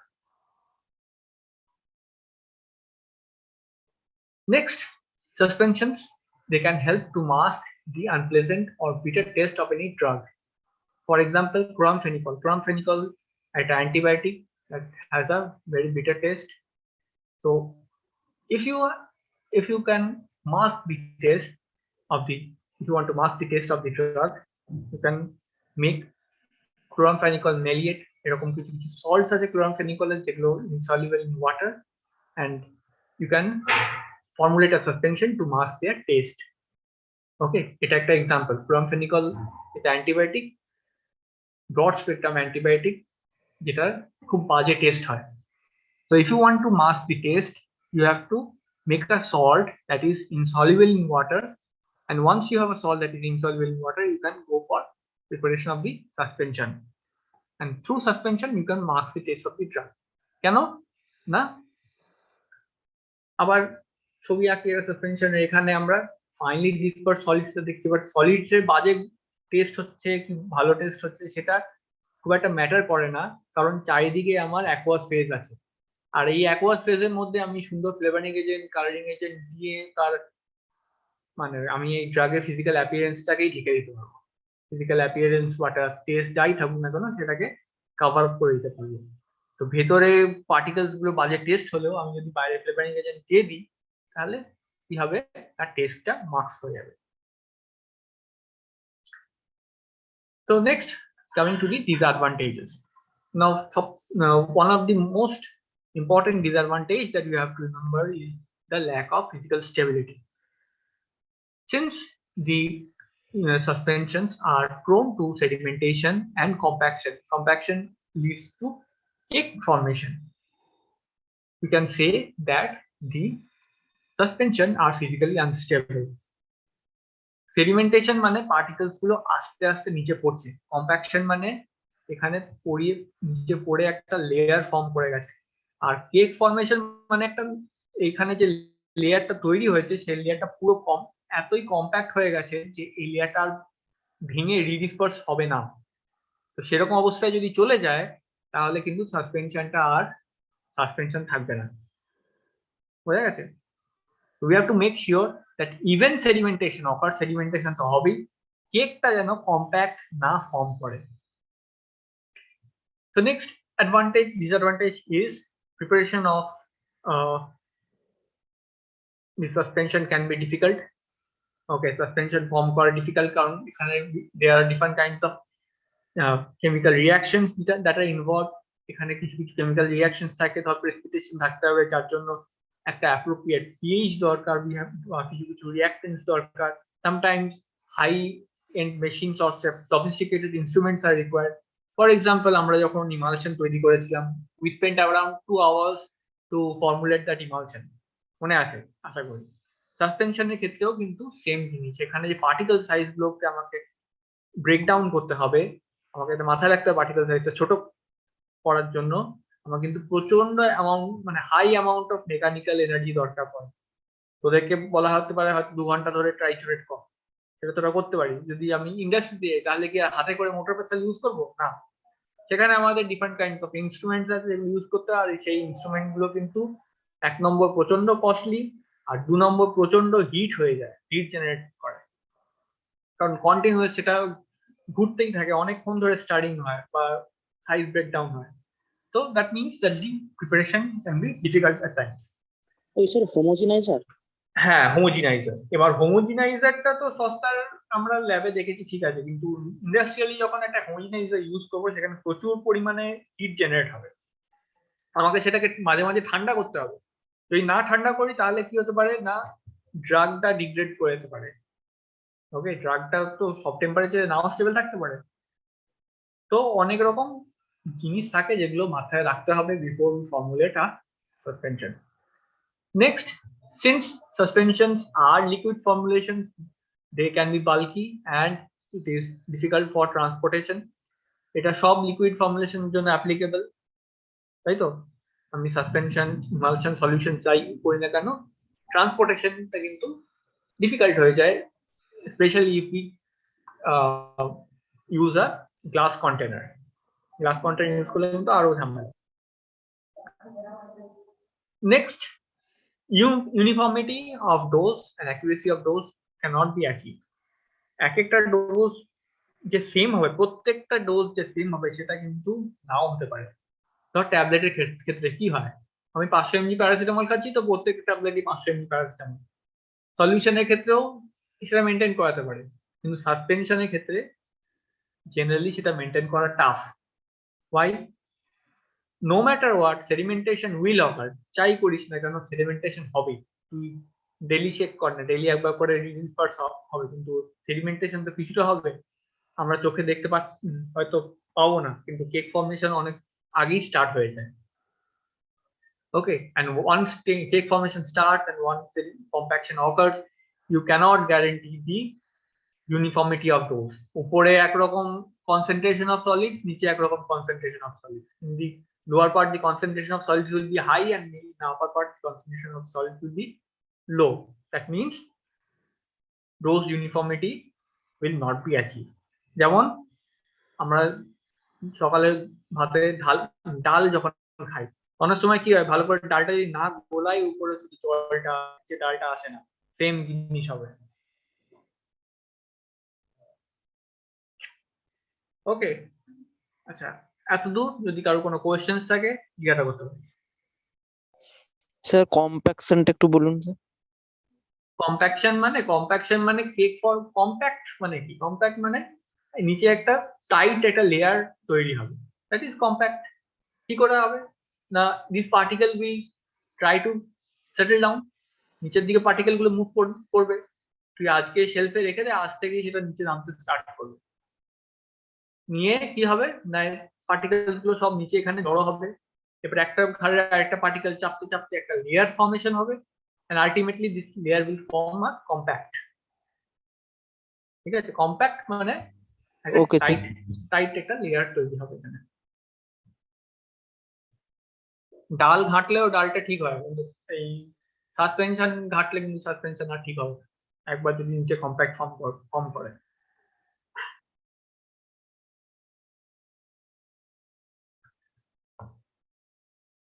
কতটা আছে? আচ্ছা ঠিক আছে, আজকে এতটাই থাকুক। পরের দিন আমরা মেথডস দিয়ে স্টার্ট করব, মেথডস করব, আর what is the difference between flocculated and deflocculated suspension এগুলো আমরা ডিসকাস করব। Okay So, sir. if you have any questions from today's class, you may ask.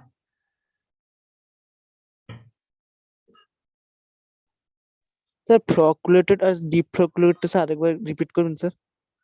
এই যে ছবিটা দেখ, ছবিটার দিকে তাকা, এখানে আমি অলরেডি পড়াটা আবার পরের দিন করব। Flocculated means that the particles they remain in flocks. Flocks মানে groups. Okay, এখানে সাসপেনশনের যে সলিড পার্টিকেলস গুলো আছে, এই যে পার্টিকেল গুলো, এগুলো দেখ একটা গ্রুপ ফর্মে আছে। ধর এখানে 100টা পার্টিকেল, এখানে ধর 50টা পার্টিকেল, এখানে দেখ 70টা পার্টিকেল, এখানে পার্টিকেলস গুলো একটা গ্রুপে আছে। ঠিক আছে, আবার এক একটা গ্রুপ কিন্তু অন্য গ্রুপের থেকে ছাড়া ছাড়া, তাই তো?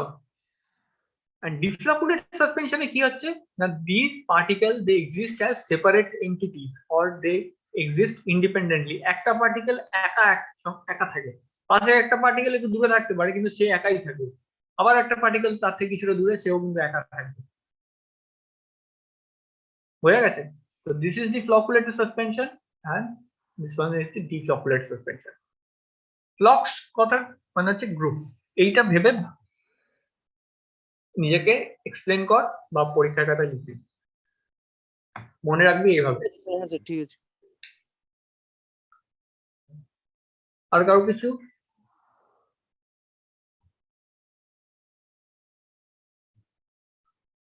ওকে স্যার রিডিসপার্সটা ইম্পর্টেন্ট কেন? রিডিসপার্স যদি না করি তাহলে কি আমার ডোজ ইউনিফর্মিটি মেইনটেইন হবে? সেটাই তো ইম্পর্টেন্ট। আমি যা ফর্মুলেশন বা যা ওষুধ আমি খাই না কেন, তার ডোজ ইউনিফর্মিটি মেইনটেইন করা ভীষণ ইম্পর্টেন্ট। আমি আজকে 500 mg খেলাম, কালকে সেটা 480 mg কেন খাবো, বা পরশুদিন সেটা 520 mg কেন খাবো? আমাকে প্রত্যেকদিন 500 mg খেতে হবে, সেটাই তো, তবেই আমার থেরাপিউটিক এফেক্ট, থেরাপি যেটা আমি ট্রিটমেন্টটা, তবেই তো সেটা এফেক্টিভ হবে। আমাকে আলটিমেটলি আমি এসব করছি কেন, আমার ট্রিটমেন্টটা এফেক্টিভ করার জন্য। একটা ট্রিটমেন্ট করার জন্য সেখানে প্রত্যেকদিন সেম অ্যামাউন্ট অফ ডোজ দরকার। তো সেম অ্যামাউন্ট অফ ডোজ আমি কিভাবে মেনটেন করব সাসপেনশনের ক্ষেত্রে, যে সাসপেনশনের পার্টিকেলস গুলো থিতিয়ে পড়ে প্রত্যেকদিন একটু একটু করে। তো সেটা থিতানোকে আটকানোর কিছু উপায় আছে, সেগুলো আমরা পরের দিন ডিসকাস করবো। সাসপেন্ডিং এজেন্ট ইউজ করবো, এক একটা সাসপেন্ডিং এজেন্ট এক এক রকম হবে। ওকে স্যার সাসপেনশনের যে স্যার যে ক্লাসিফিকেশন গুলো আছে, ওরাল, প্যারেন্টাল আর অপথ্যালমিক, ওগুলো তো আলাদা আলাদা অ্যাডভান্টেজ ডিসঅ্যাডভান্টেজ আছে। ওইগুলো আলাদা করে অ্যাডভান্টেজ ডিসঅ্যাডভান্টেজ করতে হবে না। তোকে যদি বলা হয় তুমি এই পার্টিকুলার এই ড্রাগটা কেন ওরালি নিতে চাও, তুই যখন বলবি তার বায়োলজি বেশ বেটার হওয়ার জন্য। ঠিক আছে, এবার এক একটা ড্রাগ কেন সাসপেনশন ফর্মে আসছে তার এক একটা লজিক আছে। সব ড্রাগ কিন্তু একই লজিকে ফিট করবে না, সেটাও মাথায় রাখতে হবে। আচ্ছা, ওকে স্যার। ঠিক আছে, thank you sir. Thank you. Thank you sir. Thank you sir.